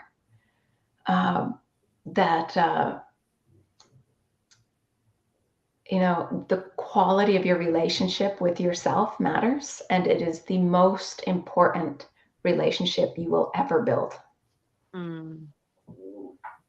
Yeah. Definitely agree with all of that. Yeah. So where do we find you? How do we get a hold of you? On my social media, on Facebook, The Freely Me Journey, my website, The Freely Me Journey. I'm on Instagram as well. There's ways to contact me through my website. And of course, just pop in a message on Facebook or on my page or something like that. And that's it, thefreelymejourney.com. Awesome. This has been a delight. It always is. But I mean, since I just met you, what was it, Wednesday, 2 days ago? Yes. I want to say that's the first time that we met. I was like, I need to learn more about these people. Then I saw you on the list. That's it. That's how it goes. It was It's great. been lovely to talk with you again today. Yes, you too. Thank you so much, ladies. Thank you. Enjoy the rest of your conversations. Thank you. I want to make sure we have about 30 seconds. Did you have any final comments? No. Okay. I'm excited to outwardly announce, though, on my media that I am going to Cambridge, and I did co-author a book, or am co-authoring a book with Joe Vitale this year. So you read the Joe Vitale book? I did. And I'm a law of attraction practitioner from one of his courses in like 2012 was the very first course I ever took. Nice. Yeah. Are you going to be in the documentary? Well, Corey said that the documentary starts in July. No. Joe Vitale's documentary. The what? Joe Vitale's documentary? Oh, I don't know. I don't know anything about that. Yeah, there's like Corey's documentary is coming up, and he wants to do another documentary about Blue Talks. So when you do, I will be in all of them. Just invite me, and I'll be there. I'll show up. Invite you. Yeah, lots of fun things coming up. Started with something really cool, and we're ending with something really cool. Yes. Thank you so much, ladies. Synchronicity. Thank you, Bonnie. I know. I can't wait for like, it does it automatically. Thank you, Heidi. Love you, Heidi. Hi, Melissa. Hi, how are you? Hi. Chaotic, but we're working through it.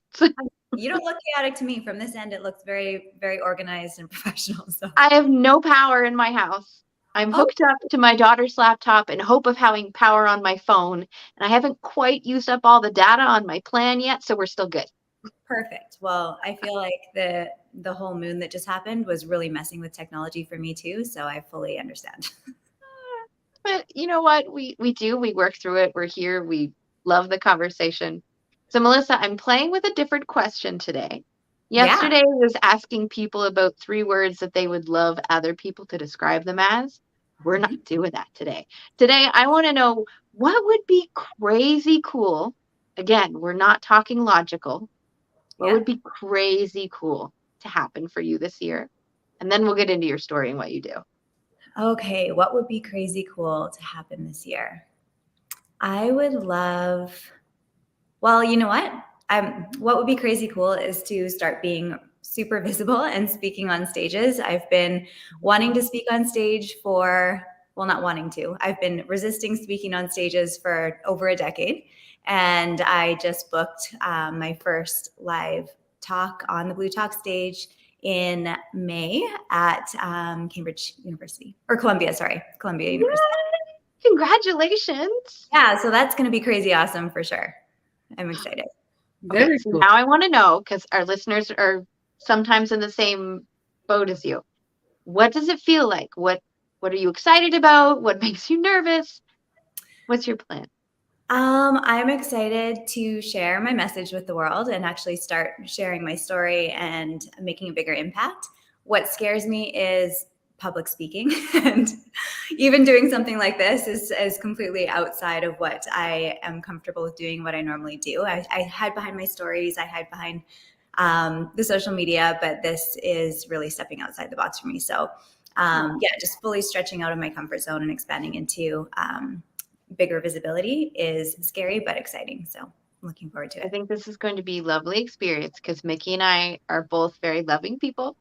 Yeah, We really want to get to know like you as a person, not just your message, not just your business, because most solopreneurs and entrepreneurs, you are the heart, hand, and face of your business. Without you, it does not feel the same. It doesn't even react the same with people. So this is super casual, no worries whatsoever. Sounds So crazy cool is to be on a stage. yes. Do you also like writing instead of being on a stage? Yeah, I'm in the Marie Diamond book that's up. Are you?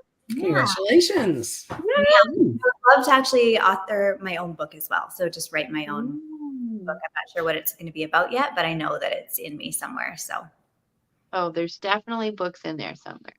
yeah. And then since you're doing podcasting, Manifestation and embodiment might be a great place to start. Yeah, exactly. Yeah, that's my jam. So it will Your probably journey. have something to do with that. Yeah, your journey. Totally. so I noticed that in your name you said manifestation and embodiment coach. Can you tell us what that means? And then we'll get into your story. Yeah, of course. So for me, my own journey has been like starting out in a really low place. So I was doing a lot of drugs, in really abusive relationships, really broke, like over $100,000 in debt, had no idea what I wanted to do with my life, had no goals, no dreams, nothing. And then now, fast forward 10 years later, my life is completely different. And the way I did this was through finding manifestation, starting out with gratitude practices and forgiveness and all of these little things that began to shift who I was being and how I was showing up in the world, and taught me how to shift my identity and embody a new version of me and embody the person who had the life that I wanted to create. And in doing so, you manifest your destiny or your potential or beyond what you could even imagine for yourself as the person that you are currently. I love that. We were just talking with a lady and we touched on some health goals. So the analogy that I love to use with people is if you're trying to, let's just say, be this version of a person that's in your head, whatever that happens to be, are you trying to hit certain numbers, or are you trying to live the lifestyle and practice the habits that this person would have on a daily basis? Yeah. Like And that's what that embodiment really is about embodying, letting your body know the same thing as your mind does, so that you naturally do these things and we don't have to think about it as much. And then people are like, "Oh, it's so magical." Well, no, like I put in the effort. That's what we're doing.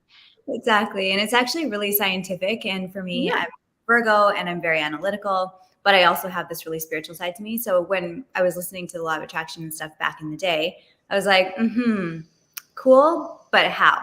Right? Like it didn't Yeah. make, I needed to know why and how it worked. So a big part of my journey has been studying with people like Joe Dispenza, and really learning the neuroscience behind how and why this actually works. And it's all very scientific. So it's all very proven. It's all very backed by neuroscience. There's numerous studies out there that actually show this is why embodiment works. This is what's happening in your brain. This is what's happening in your cells. This is what's happening in your body that's causing this chemical reaction. It's actually physically changing who you are. It's not just like, I'm going to pretend to be someone else and hope that something that I want manifests. It's like manifestation is nothing to do with what you want and everything to do with who you are. And when you do these practices, you actually shift who you're being at a soul and a cellular level. I'm very much a dictionary person, because when I grew up, my vocabulary was not great.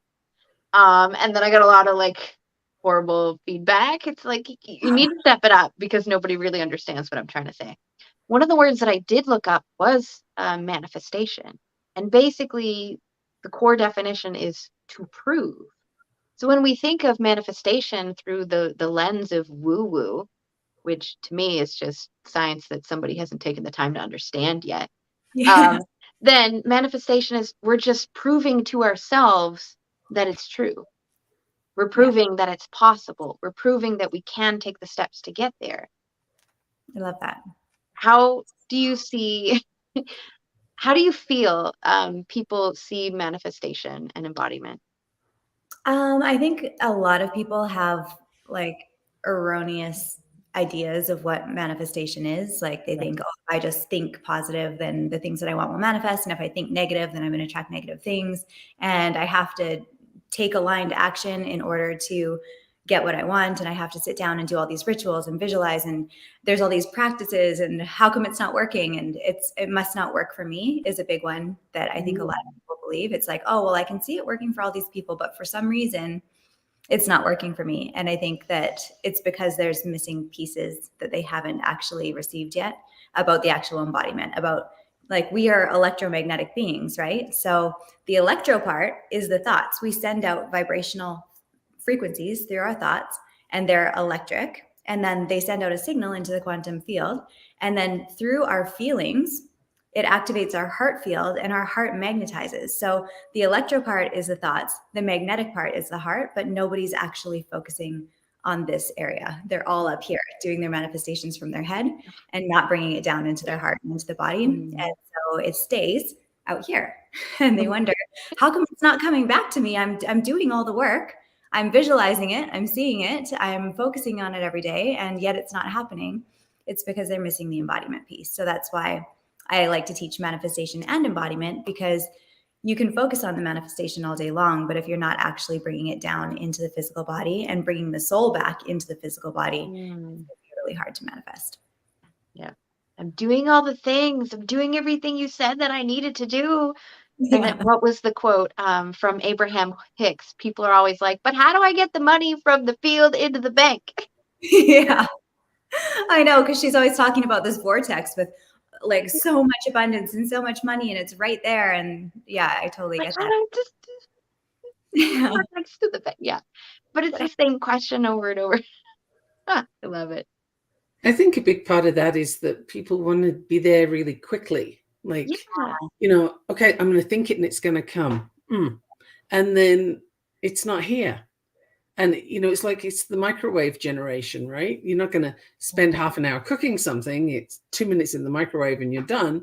And it's like, okay, I did it this morning. Where is it? And there's so much in the middle that's just missed. And it sounds like, Melissa, that's what you're bringing to the table is the stuff in the middle, like, come back, let's actually start where it's meant to be. Because when you're in your head all the time, you know, from any area you look at, I use human design. There's no way being in your head is helpful. It's like, this is no, get out of this. It's not where you live, you know. And that also speaks to the whole embodiment thing. It's embodiment, not enheadment. Totally. I use human design as well, and the gene keys is a really cool tool for embodiment. Right. Actually shows you, like, this is your highest potential. This is the frequency of it. Like, this is what you get to embody. This is what you get to pull into your physical body now. Yeah. So yeah, they're all amazing tools. Oh, do you have some favorite tools? I would definitely say human design and the gene keys have been really helpful in grounding the practices into the physical, because a lot of the stuff out there is really like pie in the sky. Just trust. But this is really grounded in science. And I also actually work with the Tao. I don't know if you've heard of Dr. and Master Zhigang Shah, but he's one of my mentors. He's of the lineage of Lao Tzu, who wrote the Tao Te Ching. And I work with him and his master teachers he's brought a lot of spiritual technologies in that actually help you physically clear karma from your field. So not just your own karma, but what he teaches is 50% of your karma or your blocks are actually ancestral. So when people are spending all of this time working on their money blocks and being like, what happened to me when I was 3? Like, okay, but what happened to you 45 lifetimes ago when your great, great, great grandpa screwed over this person in a business deal and that's being held in your cells? You'll never be able to find that. So it's not about actually going through and finding all your blocks that are conscious or that you can remember. It's more about just like, you don't need to do any of that. There's beautiful technologies out there that you can use and self-heal and start clearing the karma just from things like chanting and meditation and calligraphies, tracing. Like there's some really amazing tools out there. You say tracing? Yeah. What's that?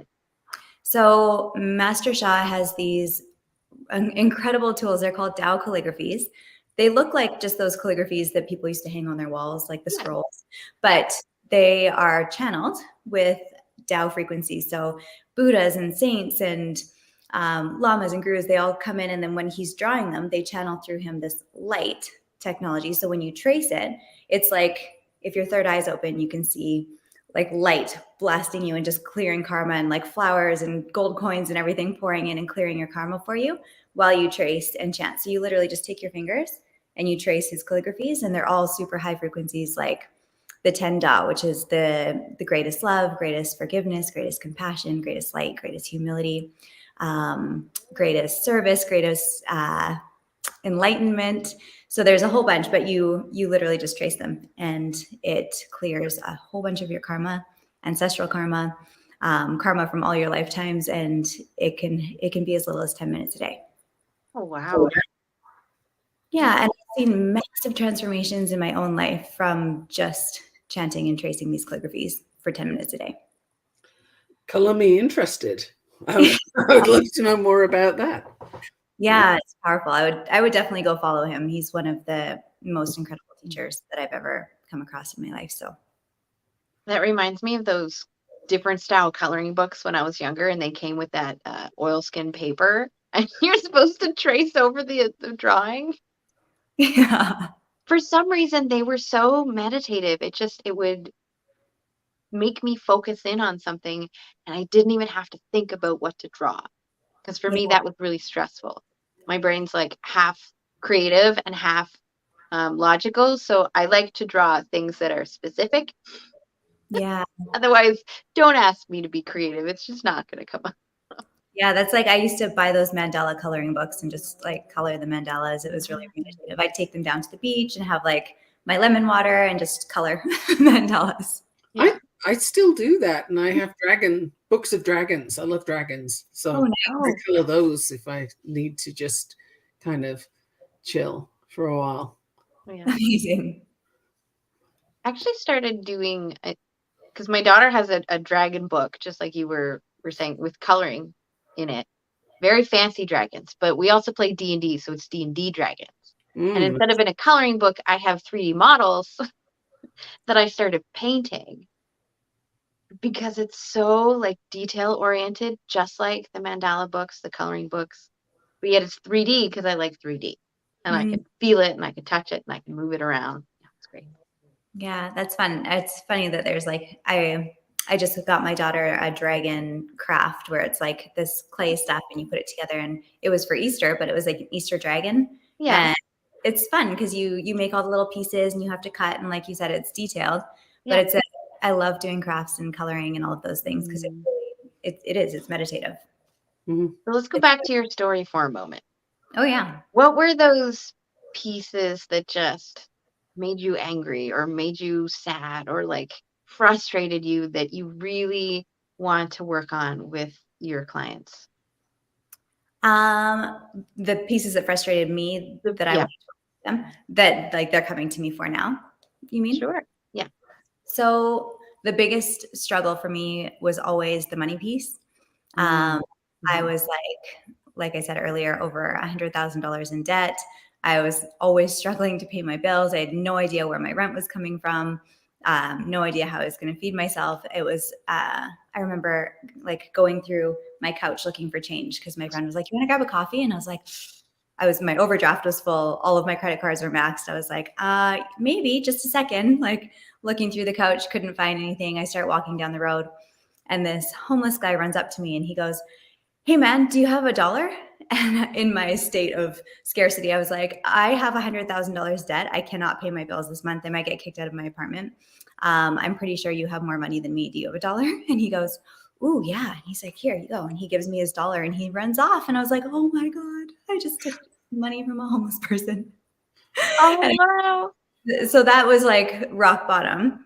And I really had to start working on that, of course. And that was always the thing that frustrated me the most because I was like, I can manifest all these amazing things. I built my dream home. I drive the car I want to drive. I manifest trips. I manifest like everything that I want, except the money piece. And I can receive it through other people, but not through my business. So that was always the biggest struggle.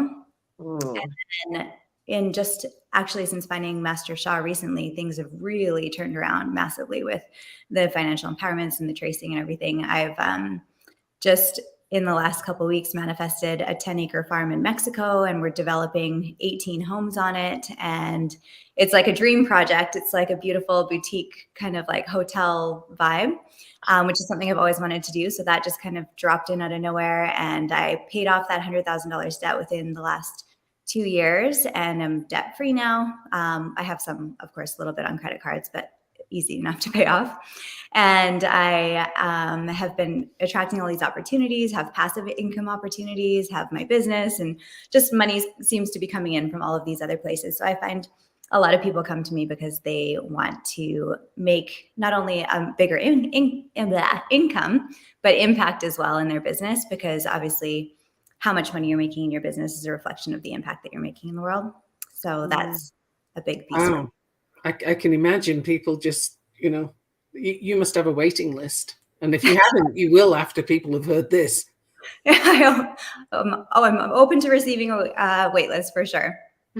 Yeah. Absolutely. It's on its way. I can feel it. Oh, thank you. The first part of your story there, it hit home. I remember the first 5 years, maybe 6 years of my business where I was sharing my message, but I wasn't quite clear on my message. I didn't even have abundance in my life at all. Like everything was crashing around me by 2018. And then it got to the point where I'm like, I need to work on that abundance, that manifestation, embodying all the things that I'm teaching other people or trying to. And I would start to get those little pieces of abundance in my life, but it would only be in like that one area. And then eventually it was this one area over here. And finally it got to that point exactly as you said, Melissa, where it was abundance in every aspect of my life except financial in my business. It's like, ugh. Yeah. And that's the most frustrating part, because our business as conscious entrepreneurs is like, it's an extension of our soul, right? And it's like, how come this piece when it's like doing the thing that I love, I'm living my passion, I'm sharing my message, like why is it not working? We're told that it works. Like if you if you follow your heart, the money will follow, but it doesn't always happen that way. And this can be, again, a lot to do with karma, just your ancestral karma, your financial karma, the karma of all of your ancestors really deeply affects how much you're able to receive in this lifetime as well. So I did a lot of work on money mindset in the last year because of all of that. I'm like, I have abundance everywhere now. Why not here?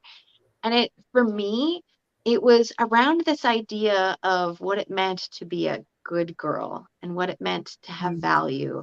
And just, I wasn't allowing myself to lean into the being part of me because I didn't see that as my value. But then you start to have those conversations with other people and they start to tell you how they see you and how wonderful you are. But you have to let that in. And that's what I wasn't letting happen. And now, as of like January, I'm like, I'm making money in my business. Yeah. Great. I mean, I'm taking a whole month off so I can move and pack and everything. So there's like nothing happening right now. But other than that, finally, just years in the making. So that the whole embodiment part means a lot. It's not just a manifestation, as you were saying. Totally. Can I ask, like, how would it typically look when someone comes to you and they say, I've got these wicked money blocks, like I am so in trouble, I can't get anything moving, I'm trying, I'm doing all these things, it's not working. Where do you begin with that person? What do you do with them? Well, the number one biggest thing that was the biggest shift for me as well was understanding when people come to you and say, I have blocks, I have money blocks, that's the biggest block of all of the blocks, is believing that you have blocks that are stopping you from moving forward. Because if you think I'm blocked, so I can't move forward, that's the thing that's stopping you from actually moving forward, because you won't move forward because you've told yourself, I can't because I'm blocked. So the number one piece is telling people, guess what? You are not broken. You don't have to go through and fix your whole money mindset and like heal your whole past and all of your trauma before you can have the life that you want to live. You get to choose it now as the person that you are now, because you've always been whole and complete. There's nothing that's ever changed that except for your perception of yourself. So the first thing that I get them to do is stop saying that they're blocked, because they're actually not. They may have some resistance to moving forward, but the more they call it blocks, the more they're going to really lock in those patterns and stop themselves even further from moving forward. So first piece is definitely, you're not broken. You can't, nothing can actually block you unless you let it. That is perfect. Like right there, just we need to put that somewhere. Yeah. Okay, up on the computer screen or something. Yeah, that's what I was thinking for my talk for Columbia. I was like, I think my talk's going to be called You're Not Broken, because I think that's a really important message. The personal development industry it floats itself on the fact that something's wrong with you and you need to fix yourself. Yes. And so for me, I was in like a decade of personal development and buying every course and program and doing all the things and being like, oh, I'm still broken, like something's still wrong with me. And then seeing healers and psychics and working on self-love and self-worth. And then 10 years later, same healer, oh, there's a self-love block. I'm like, again? Like, I thought we'd worked on this like hundreds of times. What is going on? And it got to the point where I was like, this can't be the way. This cannot be the way forward, where I just have to work on myself forever and never actually get to the goal. And so I started looking at like, well, what's the other way then? And the other way that I found is, if you focus on healing, you're going to find more things to heal. If you focus on what you want to create, you're going to start attracting the opportunities and the people and the ideas to create this beautiful thing in the world. So the difference between people who are super successful and people who stay stuck is these people are focusing on fixing themselves and getting better and focusing on what's wrong with them. Whereas the people who are going out and making big changes in the world, or just making a lot of money and not making big changes, they're focused on what they're creating. They're focused on going out and creating a result. That sounds like brilliant talk. Yeah. Yeah, totally. Yeah. I always like analogies. So as you're describing that, I'm picturing a field where people have walked, like angled across this field, walked through the grass countless times. And so there's that rut, there's that path where there's no grass growing. If you keep wanting to go, oh, look at this path as you're walking down the path. The grass needs to grow here.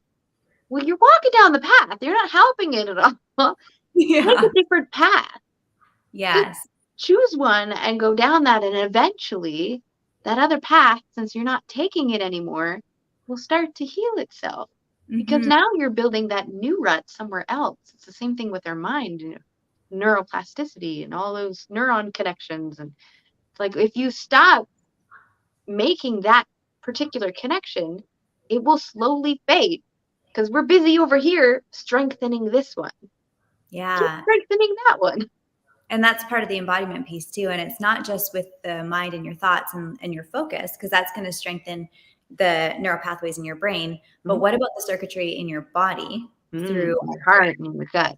Yeah. Whereas like a lot of these centers are turned off, or there's like distortions in our field. And if you look at a healthy energy field, it looks like a big donut around your body. It's called a torus field. When we have distortions in our field, like say there's like a chunk here that's turned off and a chunk here that's turned off, the donut starts to wobble and turn into distorted shapes. And then we see through our 10 energy bodies, through our field, that's our perception of the world. So if you have wobbles, you're going to see the world in a distorted way, but that seems true for you because it's what you're seeing. And we believe what our eyes can see. So when you actually start bringing your breath into the body and breathing through some of these centers and turning back on the energy centers in your body through the breath and activating them and consciously like squeezing these centers in your body. And it's a big process, of course, but turning the centers back on, what happens is you start to clear some of those wobbles in your field, and you don't have to do anything, but you'll start to see things more clearly as they actually are instead of as you perceive them. So it's really cool. We were talking about stances earlier this week, and I was joking with Mitch. I was like, pretend Mitch has a plastic bag with a rose in it, and I'm holding a plastic bag and a rose in it. But the story is that Mitch's rose, we got that one out of a pile of poop. So which rose do you want to smell? It's like we're responding based on what we believe is going on, or the stories we tell ourselves about what's going on. But yet they could look like the exact same rose and be the exact same rose. We acted differently because we thought of it differently. Yeah. And everything's a story. Absolutely everything is a story. So if you just start choosing better stories, you're going to start seeing better outcomes in your life. Okay, now I'm picturing the Matrix where Neo is learning. Yeah. I know Kung Fu. And it's like, because his body had embodied all of that knowledge. Yes. And this is actually how it works as well with like your Akashic records and past lifetimes. Like if you were a teacher in another lifetime or a spiritual teacher or something, and then you in this lifetime, something comes really naturally to you, it's often because your soul remembers it from another lifetime. It's not like, oh, I just got really good at this. You've actually had past lifetimes where you've done things and experienced things. And because the soul is constant, like the soul never dies, you actually have that memory as a soul memory that you can tap into at any time. So you can tap into any of your lifetimes and like download these skills that you have actually already mastered in other lifetimes and then bring that forward into this lifetime through embodiment. Ooh, okay. See, now I'm thinking of Star Trek and the Trill. Gonna bring in the nerd references all at the same time. I'm loving this. So what is your favorite part about working with your clients? I just love the connection and the energy of like watching my clients get results and watching them move through their resistance and their blocks and break through and create amazing things. Like it lights me up. And just having the conversations and watching even just the smallest shifts in the conversations. If we have like a half-hour call or an hour call, by the end of the calls, my partner would always be like, you just had a client call, didn't you? And I'd be like, yeah. And he'd be like, yeah, because you're always so like excited and lit up after your calls. And it's because that's why I do this in the first place, is to help other people move past their resistance and create this incredible heaven on earth experience that I believe is available to all of us. And I know what it's like to settle for like a mediocre life that's much less than what I know is available to me. So my passion is to help women really step into their purpose and potential and create these incredible lives for themselves where they're making their impact in the world, and not only on their clients, but in their communities and with their families and raising the next generation and all of these beautiful things. So that's I have to ask, are you a generator? I am, yes. How did you know? Because I do human design. You sound like a generator. Yeah. Yeah. No, I'm a 5-1 sacral generator. Okay. What are you? I'm a 2-4 generator. Oh, nice. My daughter's a 2-4 Manny Gen. Okay. And Laura's sitting there thinking, what? I'm a something projector. That's about all I know. Sure, nice. My son's a projector too. I have 2 projector kids. Yeah. You do? Yeah, it's interesting.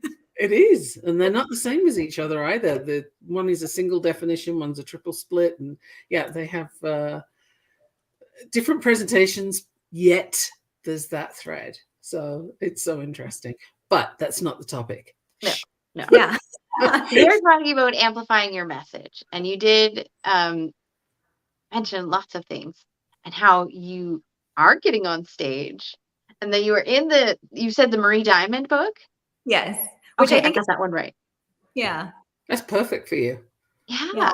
For your message, that's great. Totally. She really aligned for sure. Yeah. And I'm also into the like she does the Chinese medicine, feng shui, and all of that stuff.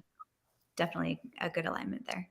See, I didn't know who she was. I watched The Secret, and at the time I was still doing architecture, and I went, oh, somebody that's in personal development that also does feng shui. And I got so excited that I started watching her stuff. And now I'm like, since I'm moving, I could really start working with the feng shui in my house and in my office. Yeah, there's actually one of my favorite tips with feng shui is to take a citrine or a pyrite. And then if you stand at your front door and then you look for the farthest left corner of the house and you go put that citrine or that pyrite in the farthest left corner, it attracts abundance into your life. And every time I do this, something random happens. Like I'll randomly get an $800 refund or something that I wasn't expecting, or I'll have an idea where I don't know, something happens and I always end up making money or receiving something when I put citrine in the corner of my house.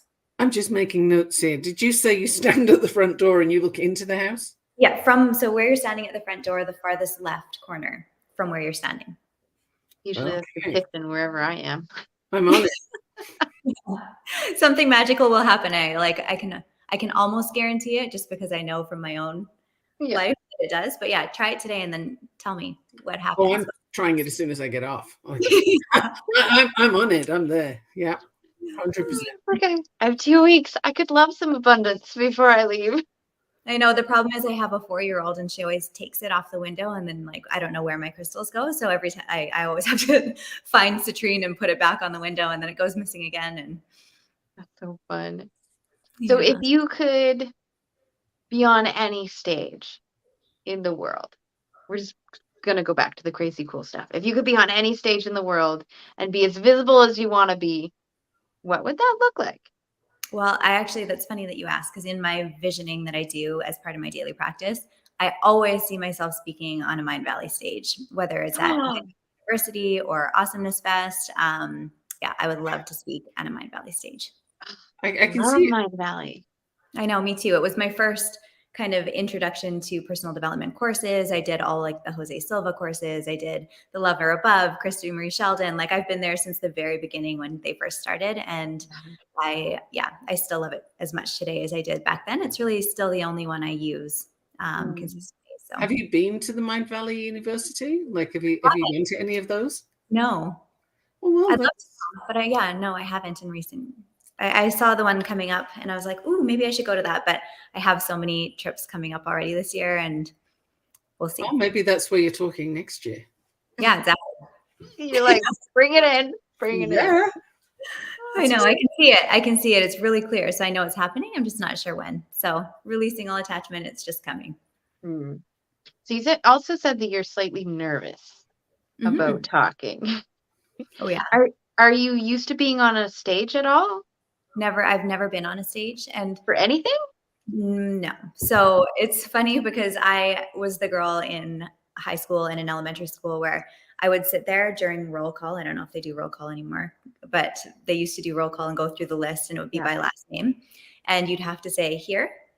That gave me the worst anxiety every single class. Before every class, I'd be like, oh God, they're coming up to K. I'm like, here we go. And I would go in my head, like, do I say present? Do I say here? And I'd be listening to what everyone else said and then stressing that I was going to say something embarrassing, it would be really hard to say something embarrassing when you're just like, here.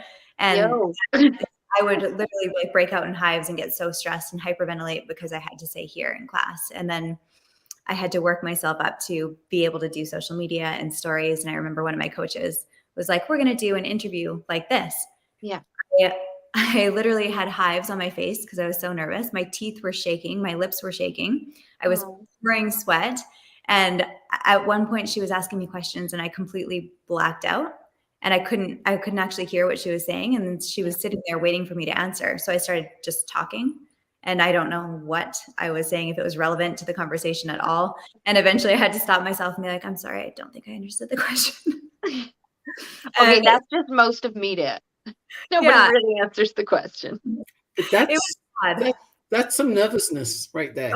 Yeah. I'm feeling it. Like, I need to offload that. I'm feeling that nervousness. Ooh. I know. And I remember in university, I went to interior design school. And they were doing an interview series where we had one person was the interviewee and one person was the interviewer in front of the class. And my girlfriend got to be the interviewer, which would have been easier because she got to just read questions. And I had to be the impromptu answer person.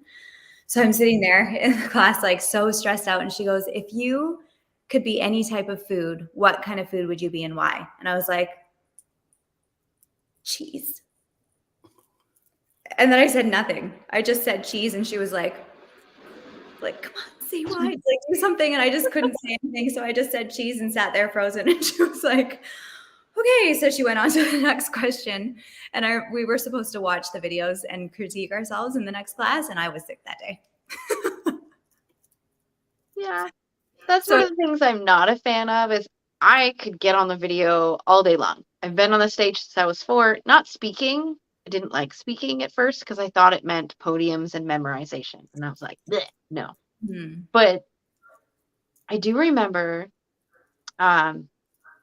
being nervous about just doing a talk until I really realized it's about me and the things that I love and the things that I want to share and have a voice with. Mm-hmm. Do you find that after working with you that people have more of a voice and are able to share what they want to share? I find that you can only take your clients as far as you've gone yourself. And up until now, the visibility piece has not been a big focus for me. So I've still been hiding until this year. This is the year that I'm like, Kate, you know what? No more hiding. I'm actually going to start being more visible. I booked the bLU Talks stage. I am doing the book with Marie Diamond. I'm doing interviews like this and saying yes to all the things that come up. So visibility hasn't been a big focus, if I'm being honest, in our work. However, I do encourage people to like really be themselves and show up because a lot of our work is on being the most authentic version of yourself and coming back to who you are as a soul. And so naturally that translates as sharing from their most authentic voice and sharing their truth and adding more of themselves into the post instead of mimicking whoever it is that they've worked with in the past or things that they've read or anything like that. So is that what's helping you feel a little more comfortable with doing podcasts like this or getting up on the stage? Yeah, I think it was just a decision. It was like, you know what, I'm just done with being this way. It's just not serving me. So I'm just going to choose to be different. And even though it's uncomfortable, this is something that I teach my clients. Like it's never a comfortable, okay, I'm ready now. With anything big that I've done in my life, it's not like I've been sitting there being like, okay, I feel totally ready and confident to be this completely different way. So now I'm going to do it. It's always come from a place of I'm scared and this is terrifying. But I know that what's on the other side is going to be worth it. So every time that I've taken that leap of faith, it's always worked out for me. And it's always had an amazing reward on the other end. So I do like to teach that, you know what, if you're sitting around waiting for clarity and confidence and all of these things to come to you first before you make the move, you're going to be sitting there a really long time. It's like motivation. It comes afterwards, right? Yeah. Yeah. It's just for some reason in society we have this idea that you have the thing first and then you can take the action that actually gets you the thing. We have it backwards, and I'm really not sure how that happened. But I know. so many areas, right? Every You're area. not talking to us, are you? Yeah.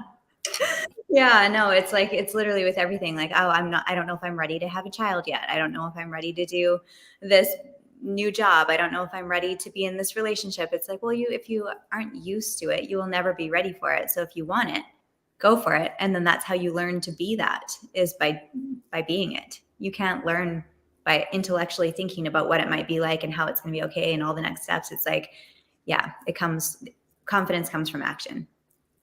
I think bringing up having a child and being ready to have a child is a perfect example. Who is ever ready to have a child, right?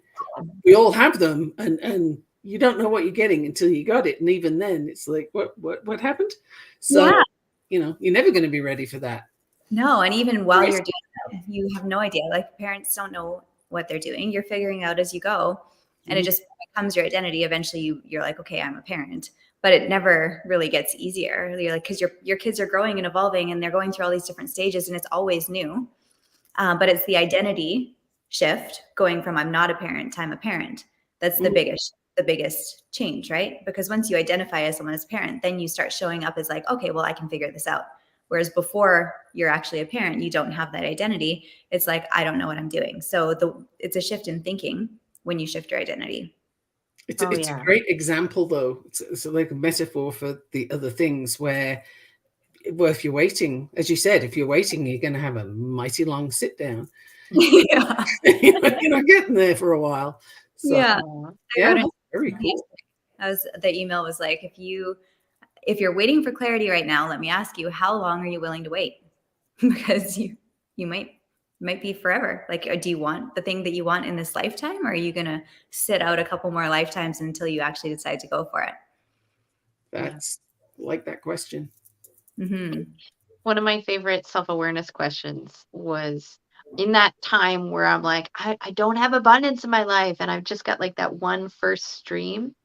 I wrote on my mirror so I could see it every day. What would make my future seem more familiar? Or what could make my dreams feel safer? And it really was about the familiarity of it. It's like, how do I not make it seem so scary? Yeah. Because once we start to, words are eluding me. This is fun. Eluding's a good word, though. Oh yeah, that's one of my favorite words. Also, bollard is one of my favorite words. Ooh. Bollard.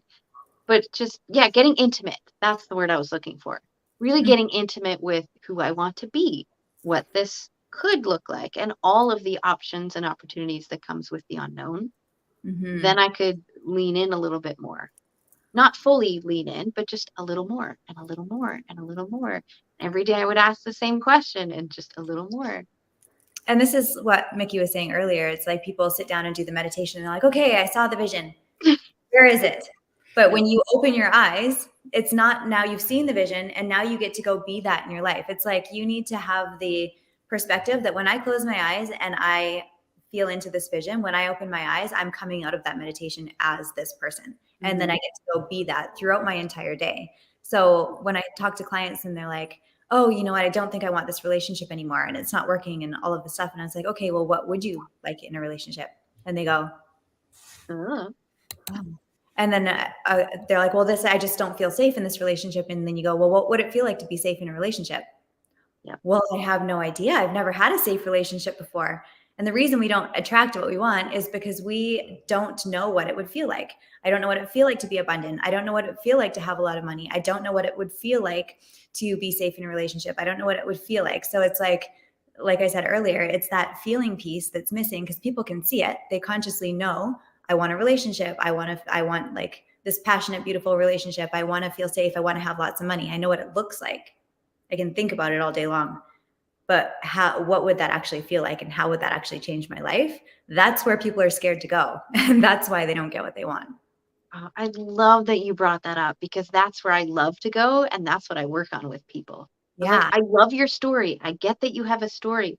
Let's talk about the emotions behind your story, because Mhm. that's how we connect as human beings. So if you're sad, for example, and you use journaling, and so you only talk about journaling, I don't like journaling. But yet I'm sad, so I'm just going to skip over you because I didn't connect with you. But if you Yeah. talk about the sadness and your expression was journaling, then I just impart my own tools or my own expression, and I Mhm. stay connected. Yeah. Like, oh, that's what I love. Okay, so Melissa, I'm loving this conversation. Be mindful of time. How do we get a hold of you? How do we contact you? Well, social media would be the best. You Mm-hmm. can reach out, DM me, say hello. All of my TikTok, Instagram, I'm at Soul Lit Life. And then my website is soullitlife.com. It's a little bit outdated, but you can find me there and click on the links to my social media as well. So I would say definitely Instagram or TikTok would be the easiest. Sounds great. And if there was one thing that you needed people to take away from this conversation, what would that be? Oh, there's been so much today. I So know. yeah, I think the biggest piece would be you're not broken and there's nothing wrong with you, and you don't have to change anything about who you are right now in order to be worthy of having the things that you want right now. Like, you get to attract it all right now, and you can shift how you're showing up. And that's the only thing that's coming between you and having what you want. It's not that there's anything wrong with you. It's that you're just showing up in ways that are aligned with the life that you've created versus being in alignment with the life that you'd like to create. I love that. So then look for your Blue Talks coming out. Yes. Yes. May 15th. Sounds great. Very Well, thank cool. you so much. We really enjoyed this. Mikki, you have a comment? No, I just said very cool. Thank you so much. Yeah. Thank you. Thank you, Mikki. Thank you, Laura. This was lovely. Lovely to meet you both. You too. Bye. See you soon. Bye. I can't wait to see where people go and how they grow and what they share. To me, it's so exciting. I want to see her talk. I know. I'm totally up for that. That's going to be amazing. I actually don't. Oh, great. Oh, hey, Rob. Good morning. How are you guys? Great to see you, Mikki and Laura. It is afternoon for me. Happiness. It's a morning. I'm in Colorado, so we're still a little earlier. Where are you? I'm in Colorado. I'm in a little town called Salida up in the mountains. Okay. I'm in Trinidad. And you're in where? Trinidad. I'm not far from you. That's where my mother was born. Wow. Small world. It is. Love this. Yes. That's so funny. So yes, it's morning. The majority says it's morning. Oh, there's comments. You can see the comments. No, I'm saying no. I just mean us two. No, Oh, I can't see okay. any comments. 2 against 1. Okay. Yeah. So Rob, I do want to say that for those who don't know, Rob and I met 2 days ago. The Blue Talks It was networking. an interesting networking call. I enjoy those all the time, hearing everybody's different stories and what they're doing with their lives. Exactly. I will say right now, since I'm thinking about it, if you would like to join a Blue Talks networking call, get in contact with one of our speakers, one of our people that we're interviewing, somebody who's a part of Blue Talks. We can invite you. You can come join us. So yeah, Rob, that's where we met. And you were talking about happiness. I'm like, yes, I love that word. I love feeling happiness. We all want more of it. But I want to start with a different kind of question. Yeah. Well, I'll I go wanna ahead. I know- don't know. Your video is frozen for me, but I'll go ahead and talk a little bit about happiness. I teach happiness, and I teach it individually as well as for organizations that are struggling with the Great Resignation and quiet quitting because their employees are so unhappy. Did I unfreeze? Can we fix this frozen video? I see both of you. I hear both of you. Okay. And I'm not seeing a frozen video. Can So, Rob hear you, Mikki? Hi, Heidi.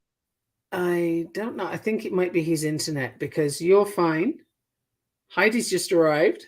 She's fine. You're on mute. Muted, but I can see you. Yeah, we lost him, so he'll be back. So if you guys want to chat for a little bit, I will Sure. keep you going.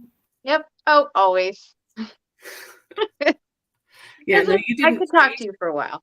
You didn't What? freeze, so you did not freeze. So I think it was his internet.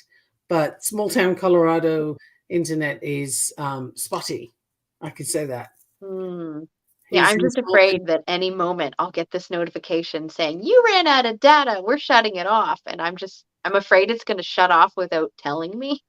Oh, do they do that? They don't just charge you like crazy money afterwards? Oh no, you can tell them just to cut it off, and that's Do how you my have phone's power set up. now, though, Laura? What? Do you have power at your house now? No. Oh dear. It must have been a If you bad have power, accident. this is a great time for you to connect. Yeah, it would. It would be lovely. That would be lovely. But I'm still charging my phone with the laptop, so at least my phone is still good. Okay, good. Awesome. See, look at the resourcefulness from today. That's that's so cool.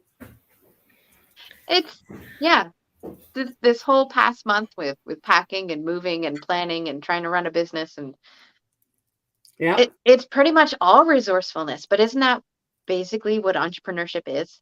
Yeah. I mean, it's a great skill set to have, right? You need it all the way through. Definitely. Yeah. So, okay, since we're on the topic of becoming an entrepreneur, and we're going to wait for Rob to come back, what inspired you to become an entrepreneur? Why didn't you go work for somebody else? Why are you on your own? Because I tried working for somebody else. And the problem is I don't fit into the box very comfortably. So I study a lot. I do that for fun. I have 4 degrees. I have a whole bunch of certificates. And every time I get a new certificate or a new piece of paper from somebody saying, yes, she can do this, they tell you only do this. Forget all the other stuff you've learned. And and I sort of one day realized, why am I doing that? I know all these things. Why can't I use all of them? And everyone is valid. Why can't they be valid together? It didn't make sense to me. And I got tired of other people's restrictions that just didn't make sense. There were artificial restrictions. Why can't I do that? Yes, I can do that, actually. So I figured the only way I am going to be able to be in integrity with what I want to do and with what I know to do is to go do it myself. So that's what I did. And so I blend the modalities. I don't work with just one thing. I bring a whole bunch of things into play that they're all necessary at different times. And, I have a long history, like I said, of learning, and every time they want you to only do their thing, but doing one thing only takes you a little distance. So why would you do that? And if you try and apply it to every situation, obviously it's not going to work. Nothing works in every situation. So I just sort of sat there thinking, well, why?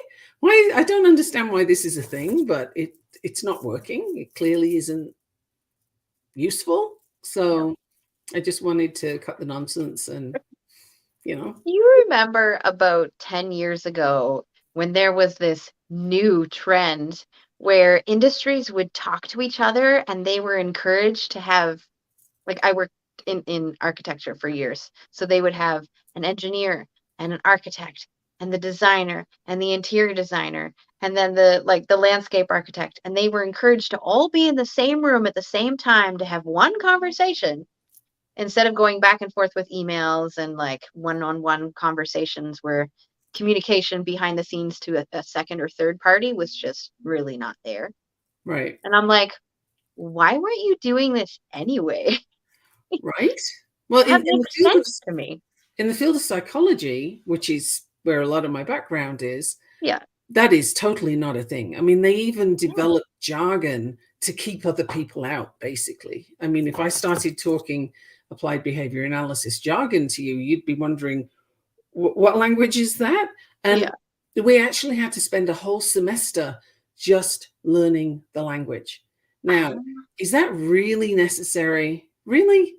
Do you really need to have different words for something that could be explained in simple language? And the only reason you need that is if you want to keep other people out. Well, why do you want to keep them out? To me, it just didn't hold up. And one of the things with applied behavior analysis is you have to learn the language.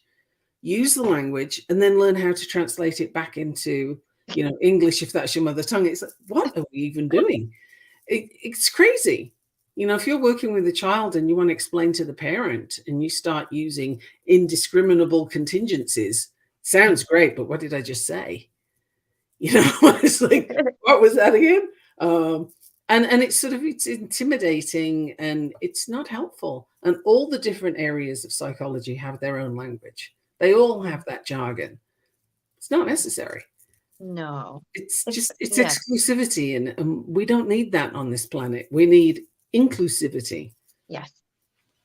I really love to tell people, okay, when you're talking to your client, pretend that you're talking to a 6-year-old. I'm not saying that the client is a 6-year-old. What I am trying to get people to understand is that not everybody has the same education, the same experience, the same culture, the same background as you. So if you can explain it to any generic 6-year-old, then the language that you have to use to explain it to them will be simple enough for anybody who has never come in contact with your information before to understand it. And isn't that what you want? You don't want to confuse them. You want to be able to connect with them and have a conversation with them and open them up to the next step. I think an even bigger point with using language that a 6-year-old can understand is if you can explain what you're doing and what you're talking about in languages that a 6-year-old can understand, then you know what you're talking about. If you're stuck in the jargon and you can't translate that, then do you actually know what you're talking about? And I would argue probably not. If you can't explain it simply, you haven't got it. And which is so difficult for entrepreneurs, especially the ones who are multi-passionate. They're like, I have these 20 things. I know. I have these 20 different things that I do. How do I find the pattern, the common ground? Like, I don't know how they connect. But that's what I say is the hard part for people. We're so good at finding and learning those puzzle pieces and identifying those puzzle pieces. We're not so great at being able to put all of our puzzle pieces together. And so anybody who can speak to that connection of the puzzle pieces, that's the sweet spot. Yeah, I think one of the reasons why people have so much trouble with that is because every time you learn something, you're told, this is our club, this is what we do over here, and nobody else can come and play. We're just going to do our thing here.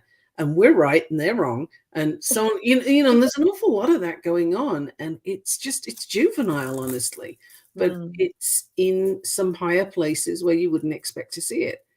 And, people convince themselves that that's okay. But meanwhile, you're left with all these different parts that, well, is there a thread? And actually, it took me a while, but I looked back over my career, which has been different countries and different environments. And yes, actually, there's a thread. It's human behavior, and human design works with that beautifully because it tells you how things are going to work for you. So, I just thread them all together. So polyvagal theory, which is an amazing piece of internal family systems, applied behavior analysis, all these things work together beautifully when you need them. Human design is the great place to start from, where it tells you, well, this is why you're getting stuck here, and this is how it can look when you're in flow, and then these are the behavior changes to make, like you can weave it all in, and now you have a tapestry instead of just a ball of different colored yarn. And but we're not taught to do that. We're taught to separate everything, and I think that's a huge pity. There's so much being wasted. There's brilliant people who are limiting themselves to one small area and pushing everything else away. And that's such a shame. I mean, the people that we've interviewed today, every one of them I'm looking at saying, yep. I mean, Bonnie with her intuition and so on, I'm just sitting there saying, words out of my mouth, words out of my mouth, like, awesome. And then Melissa, the whole embodiment. Absolutely. Yeah, totally with that. Let's bring them all together and play with the whole lot. It's great. Yeah. I want to explore that idea of putting the puzzle pieces together again. I don't remember how I wanted to do it, but I'm just It's like if I come back mentally, then we'll see where it goes. Oh, let's apply it to the speaking, the writing, the podcasting, all of that kind of stuff. What kind of tips might you have for people, since we're here? We're here anyway. We gotta fill the time and entertain and that kind of stuff. Good. I'm enjoying What kind it. of tips would you have to help people put those pieces together through a book or a talk? Depends on where they'd want to start. I mean, if you've got a book that's begging to be written, Mhm. and you'll know it is because it keeps coming up in different ways, Yeah. then start there, and your talk will come to you from that. Something that you really want to convey to people. And a thing I got from Brené Brown was, when you're doing a talk, and I haven't done one yet, like mine's coming up at MIT. Oh, that's And your first talk? yeah. Go I'm big. even more excited for you now. Woo. Okay. First one is MIT. But when your book is underway and your talk starts coming out, then you realize, well, actually, I want to say this to somebody. And Brené Brown says, think of one person that you want to talk to who really needs to hear what you're going to say. Yeah. And no matter how many people are there, tell it to that one person and you won't get lost. And I think I'm hoping that's brilliant advice, because I'm going to use it. So yeah. I will report. I'm going to add to that advice before I even knew who Brene Brown was. This is what I taught people. Pretend that one person that you are speaking to, whether that's metaphorically or literally in your audience, picture that person as, at least in my world, we're mess-to-message solopreneurs. So we have personally been through something or have watched it on a personal level, and that's why we do the work that we do. So picture that person as that older version of you who was struggling. Ooh. Because then you're not just speaking to physically that person in the audience or digitally, virtually online. You are speaking emotionally to that person as well, because you're connecting with that old version of you and allowing yourself to feel what you feel, allowing yourself to think what you think. I say that there's 4 reasons that we fail: the way that we think, the way that we act, what we believe, and how we feel. So think, act, feel, believe. Those are the 4 ways. So if I can identify those things back at the time that we don't like to talk about, then I can better articulate the things today in how I've changed my thinking, how I've changed my feelings, how I've changed my actions, how I've changed my beliefs, so that they can see, oh, if I was thinking I was a failure back then, I actually have to think that I have value today. How do we get that thought process to change? Same thing with the actions, beliefs, and feelings, right? Because then you're really getting to the juice of what needs to happen. Funny you should mention talking to your old self, because I'm not going to give all my secrets away. But for the MIT stage, I am taking a skeleton with me, and she is going to sit on a chair, and her name is Anne, and she has a role to play because she is the skeleton from the cupboard that is. Yes. Oh. Yep. And I've already got her. She's sitting at the dining table right now. Yes. So yeah, I asked Corey if I could take a skeleton, and he was like, okay. Go ahead. Yes. Sure, why not? So yeah, that's exactly what I'm sort of bringing up, is that old story, that old version, and why you need to see them and offload them.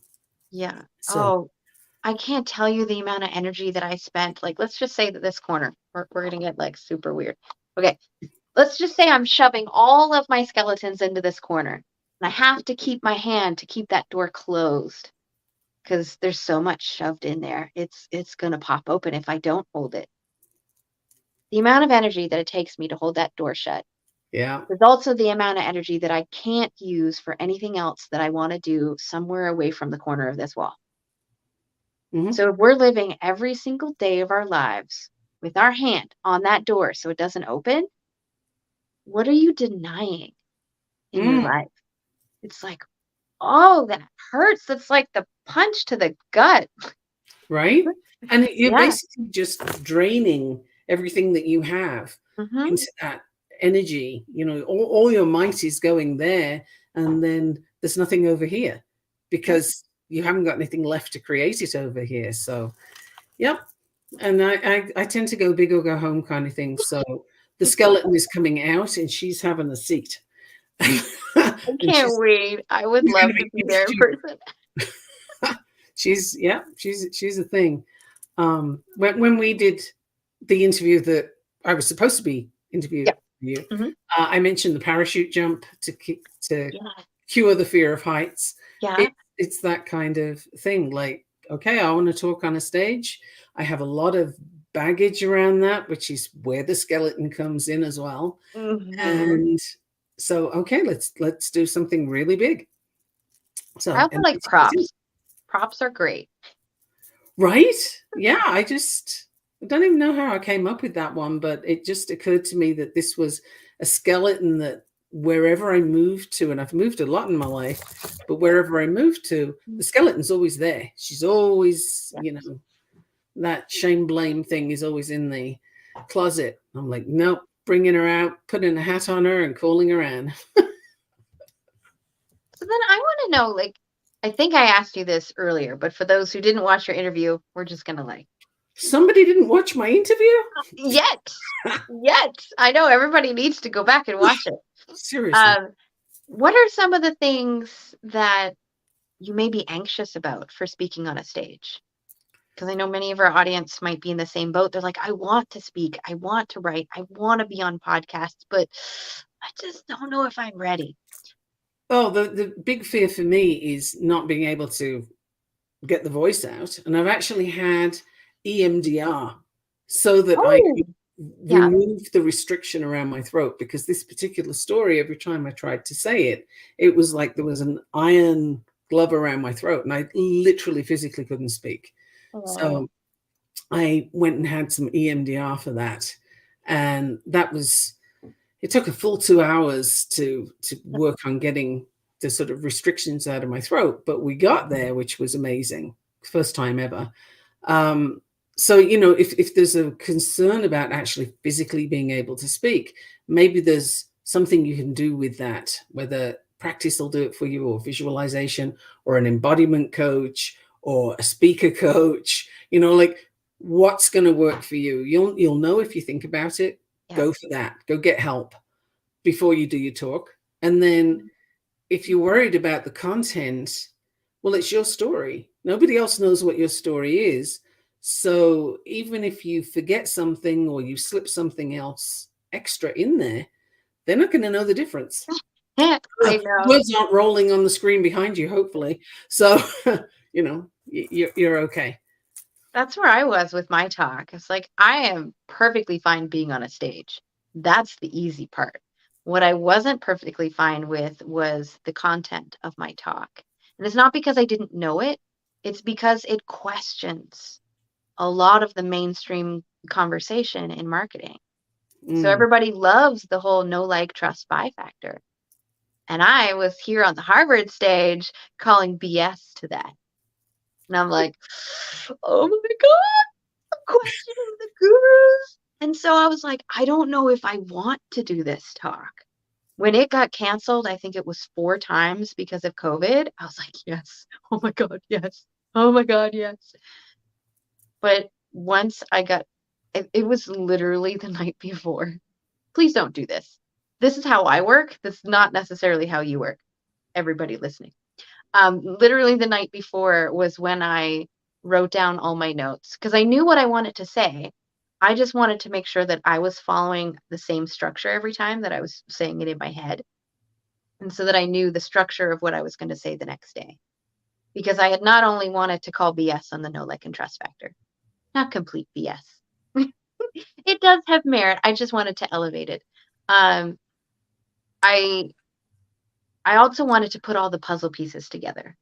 And that was new for me too. So it was a stretch. Welcome back, Rob. Can Well, you hear thank us? you.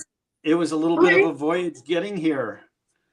This It has seems been the that the day. internet went. Yeah, it seems the internet went down in the whole part of the city that I'm in. Yep. And, I have no power right now. Oh, interesting. Yeah, well, my internet went down, and then of course for StreamYard, I didn't have it set up on my phone or iPad. But Oh, anyway, yeah. maybe we're Yes. there now. So my original question to welcome you onto the show, welcome back, Rob, was Thank you. what would be crazy cool to happen for you this year? Well, crazy cool is happening for me this year. I got selected to do a TED Talk, Did and you? yes, and Congratulations. yeah, But thank you. when? And tomorrow is my sort of dress rehearsal with the other TED speakers in Wow. Colorado Springs, not too Yeah. far from where Mikki lives. Right. And then about a month from today is the actual TED Talk. So I'm really excited about that. That's actually what started me on my speaking journey about 3-4 years ago. When I started thinking about the idea of speaking, it was sort of germinated from the idea of doing a TED Talk. And then when I looked into it, I really wanted to do more than a TED Talk, because I didn't want to just do a one and done. I wanted to really make an impact with people. So I started a regular speaking business, but now the TED Talk is happening. So I'm really excited about that. Wow. Why a TED Talk? Well, it's much like what your last guest was actually talking about. My TED Talk is about how happiness comes from personal growth, and personal growth comes from getting outside of our comfort zone. So that's the theme of the TED Talk. I think we've talked about that a few times today, haven't we, Mikki? We have. Will we get to see it? Are you going to post it somewhere that we can see it? Yeah, it usually takes them quite a while to go from the talk to getting it on the TED channel and all that, but I definitely will do that when it's available. Cool. Great. So you said you've started a speaking business. Yeah, I have kind of an interesting background. I was a filmmaker, and I loved making films, and I worked all over the world making movies and TV shows and television commercials for a lot of Fortune 500 companies. But when I turned about 42, the challenge of that had faded for me, and I was looking for something different. And my wife and I sold our home and bought a sailboat, and we went on to spend the next 17 years living on our boat, sailing around the world. Nice. And I've always been very intentional about my life, and I've always chosen to do things with the prime decision-making factor, doing things that made me happy, not necessarily doing things that society expected of me, or that made good financial sense, or that made a lot of money. I always chose happiness. And so when we started sailing around the world, not only were we only doing that to make ourselves happy, but everybody that we were with was doing it for the same reason. So there was this kind of loose, you're all moving the same places around the world at the same times because of the weather patterns and the hurricane seasons and the ocean currents and all that. So you're with this kind of loose group of other sailors. And I noticed that everybody out there was like myself, off the charts happy, focused on their own personal happiness. So I spent all that time we were out sailing, and we visited 100 different countries. And I spent all that time studying what made people happy, both the sailing group that we were part of, and we visited villagers in, islands that were living on $100 a year kind of thing. Wow. And so I became very interested in what made people happy. And then during the pandemic, we were now living back in America. I realized there were so many people that were so unhappy with their lives. And so I just couldn't stay retired and sit on the sidelines anymore. So I started a speaking business to speak and teach happiness. And that's what I do now. Ooh. When you were talking about the story of you just following your joy and going on the boat and living there, I actually forgot that I did the same thing after I got laid off, and I tried to get a job like with an actual company, somebody else's company. I just got so frustrated that I promised myself one day, I'm done. Like my mental health spiraled so bad. I was like, I'm done. The only thing I'm committing to now is following my joy wherever that takes me. And it Good has for taken me you. here, so at least it was good. Absolutely. And that's what it is. I mean, happiness, actually, the thing that when I teach this framework for happiness that I teach, the first step is actually deciding to be happy. We have this mistaken notion of where happiness comes from. Even in our Declaration of Independence, the idea of the pursuit of happiness, or we think that when we tick all the right boxes in life, that we get the good education and we find the right partner and we get the good job and we tick all those boxes, that we will then be happy. And it doesn't happen that way. Happiness actually is something we decide we want in our lives, and then we pursue it.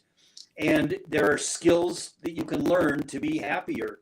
Now, I liken it to like learning to play the piano or learning a sport. If you wanted to learn to play the guitar or the piano, you would decide that's what you wanted to do, and then you would take some lessons, and then you would practice the skills of playing guitar or piano, and eventually you would get good.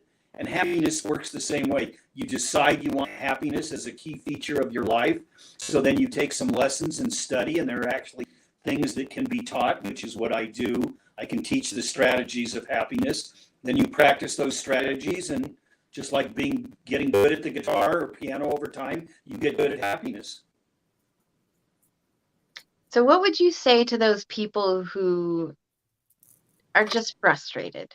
They're like, I just want to be happy. Where would you start their conversation?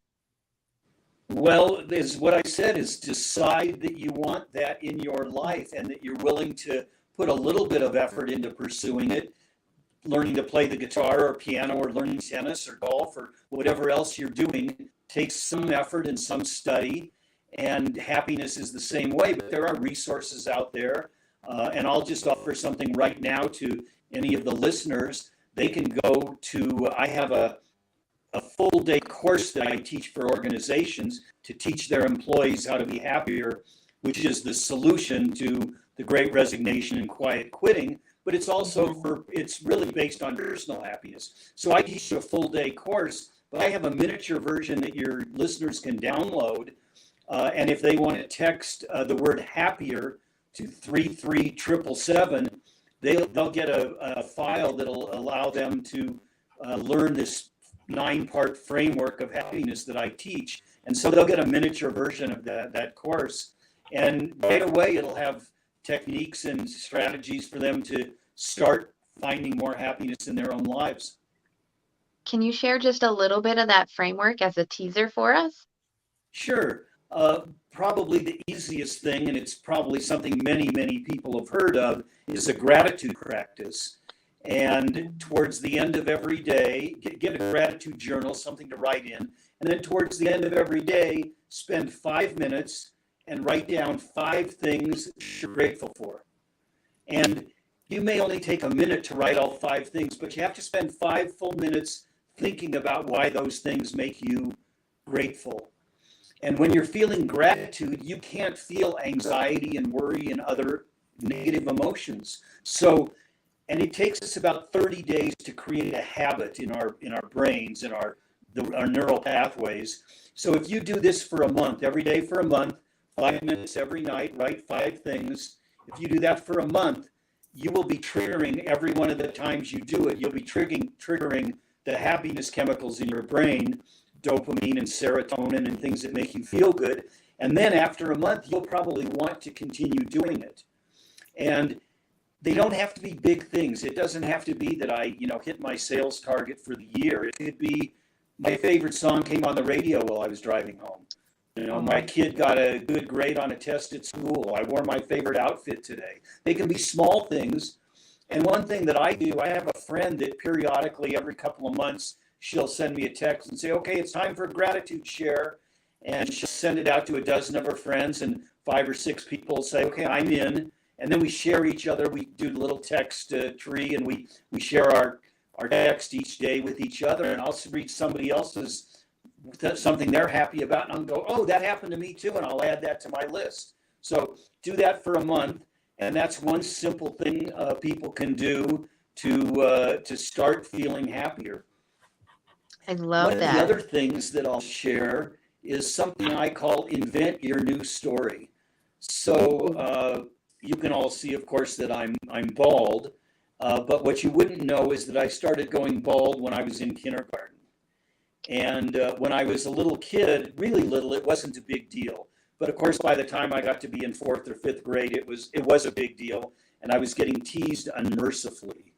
And so I wore a hairpiece much of my adult life. And when we left to go sailing, the first day that we left the dock, I pulled my hairpiece off and I frisbeed it away over the stern of our sailboat. And it's a perfect analogy or metaphor for all of us, because we're all carrying baggage that we don't need and that doesn't serve us. And so we can invent a new way to think about ourselves, which is what I did when I went sailing. So your viewers can think about some story in their life that's preventing them from taking the next step, something that is preventing them from getting outside of their comfort zone because this bad thing that happened, or a teacher told them they weren't smart, or they got fired from some job when they were 15 and they're still carrying around the pain from it. So the way I teach people how to invent their new story so that they can leave that baggage behind and move forward into more happiness is to imagine that event, that negative event you're thinking of. In my case, it was getting teased as a young kid. And imagine that event as if you're in an airplane at 40,000 feet and you're looking down at that event happening to somebody else. And then imagine that event maybe in black and white and make it a little blurry. And don't feel any emotions attached to it. Just be up in this airliner at 40,000 feet looking down on it very dispassionately, as if it's happening to somebody else. And then start asking yourself some new questions, because you're a different person now and you have more resources than you were when that happened. So ask yourself, what else could that event have meant? Or what was something that eventually positive that came out of that event?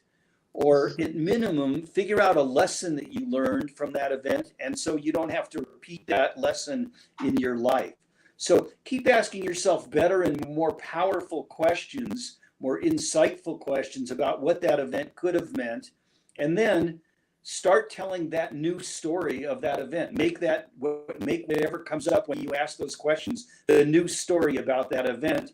And you've probably told the old story in your head a million times, and you've told it out loud to your friends and family. So now start telling this new story about what that event meant. And so I learned that when I was a little kid getting teased, one day on the playground, these two 6th graders, I was in 4th grade, and these two 6th graders, much bigger than me, were teasing me. And I just lost it. And I heard this roaring in my ears, and I ran at them, and I beat up both of them. They were both much bigger than me. And right after that, the gym teacher, my 4th grade PE teacher, who was the playground monitor in our elementary school, picked me up and he said, "Rob, you don't even like those kids. Why do you care what they think of you?" And so that's now the story I took for years from that event, that my sense of self-worth comes from me, not from what other people think of me. And I learned that when I was this little kid. So how valuable has that been in my life to know that I don't need to live my life for the approval of others, that I live my life and my self-worth comes from here. A lot of people don't learn that, feel that until their 40s or 50s or 60s. And so I have a very positive story that I've reinvented, that story of that event of getting teased as a little kid. So if people do that, they can take these anchors that are anchoring them to their painful past, and they can turn it into rocket fuel to help them get to their future. Oh, I remember a time in high school where my English teacher told me, "You'll never be a writer." And I was like, okay, like I didn't even think about being a writer. I liked poems. It was my work. And I remember those words harsh in my mind. "You'll never be a writer." And so then when the Blue Talks opportunity came up to be a part of the first Blue Talks book, she played in my mind, "You'll never be a writer. You'll never be a writer." And I went, "But I have a story to tell." And so just the way that I viewed it was like, this is too important not to. I don't care if I'm a good writer.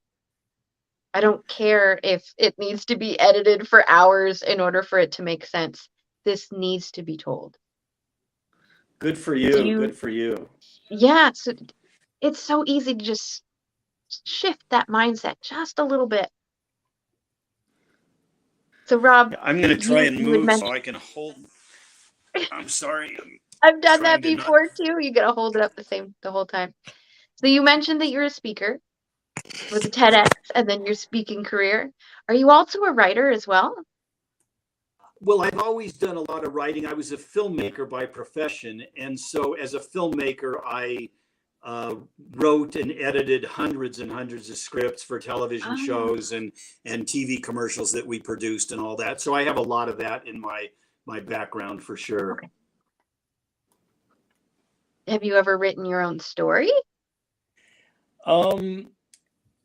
No, I had it when we sailed around the world. I had a blog that it was very early in the internet days. And so I had a blog about our sailing, and thousands and thousands of people have read it over the years. And it's quite comprehensive. It's, 100 or more pages. And I may write a book. I mean, I've certainly written my chapter for the bLU Talk. I started to write a book, and I kind of, a lot of people urged me, because I've had a lot of really interesting life experiences with our sailing and our filmmaking. And I've met several presidents and lots of interesting people in my filmmaking life.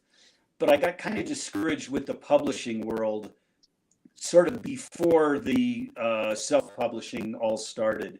And so I may revisit that issue down the road. I do have a book on happiness that I'm about halfway through, and I may finish that toward the end of this year.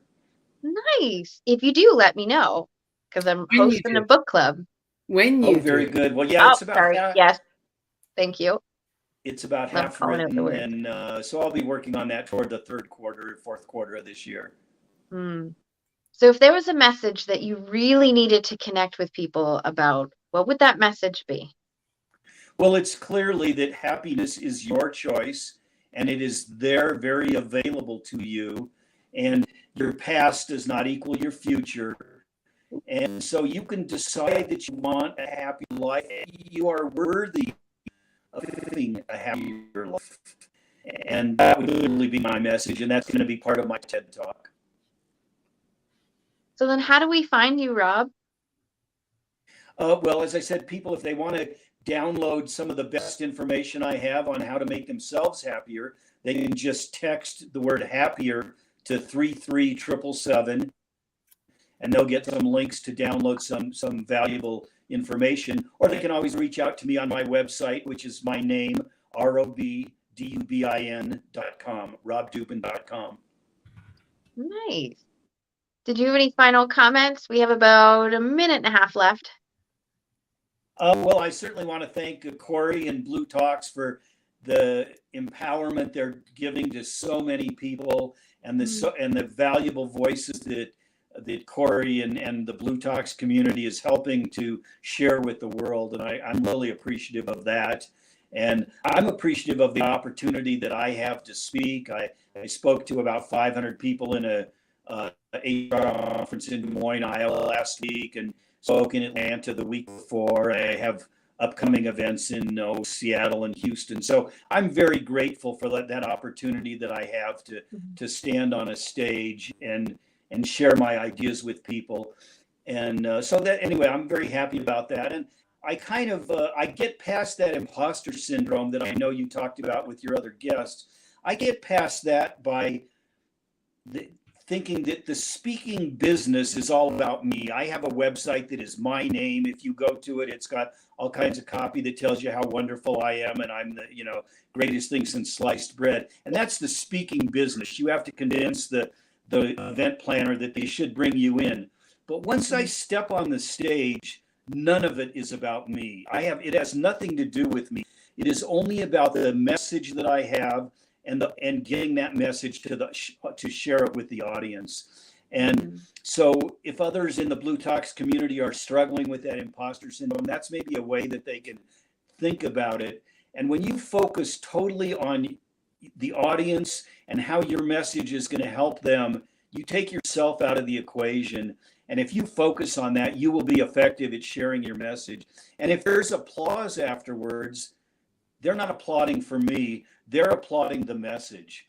And if there's a standing ovation, they are applauding themselves for the transformation that they have made in themselves from the message being powerful. So that's really what I focus on. That's how I know if I've done a good job, is if I've communicated an idea to the audience that might make a change in their life.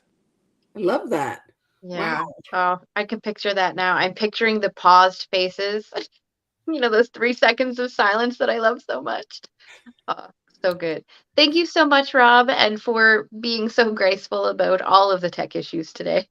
Well, I We made appreciate it. you and your audience for putting up with the tech issues. And I actually have a full TV studio in my home because I'm a former filmmaker. And here I am hand holding my bright light in the background. Makes me feel very badly as my professional self, but I appreciate your viewers putting up with it all. Whatever works. It's been a Monday today, tech wise. Yeah. It's just been a Monday. It's like, okay. The show must go on, Rob. The show must go on. And it did. Exactly. Well, I'm glad I got back online with you guys, and thank you for your patience. Thank you so much. Lovely to meet you. You too. Bye-bye. And I want to say thank you to you as well, Mikki, for being so wonderful and helping to start, chatting behind the scenes, just being here with me when I'm off and on and craziness today. Still no power, but that's okay because I don't have to use my data anymore. I could just go take a nap. Look at that. 3 hours you got through with no power, your phone about to give up on you, all the things, and you made it. That's amazing. And the lighting looks fine. Even though you don't have power, you look fine. Well, I'm like, this is the room with the most light and, of course, the most boxes. But that's fine. We're fine. Everything's fine. All good. I want to thank everyone for joining us for 5 straight days of the Blue Talks Amplify Your Message event. We love talking to people who are speakers, authors, writers, podcasters, just everything in between, because we really do want to help you and everyone here amplify their message in the way that's right for them. So hearing their stories, getting to know these people, seeing how they express it, it's a lot of fun for me. And I hope it was a lot of fun for you too. Do you have any comments, Mikki? Do you have any comments before we say goodbye? I've had a wonderful time. Thank you very much. I appreciate everything Blue Talks are doing, that you're doing. And I'm so happy to have discovered such an amazing group of people. Like, this is a wonderful platform. So yeah, I think everybody would agree with that too. So next steps, I'm going to invite everybody to the Speakers Bootcamp in June. You can check out more details on that on all of Corey's pages. He will let you know. So much love. Have a wonderful day, a wonderful week, and I will see you soon. All right. See you soon. Bye. Thank you. Bye. Thank you, Heidi. Yes, Heidi, you're a star. I was like, I don't know what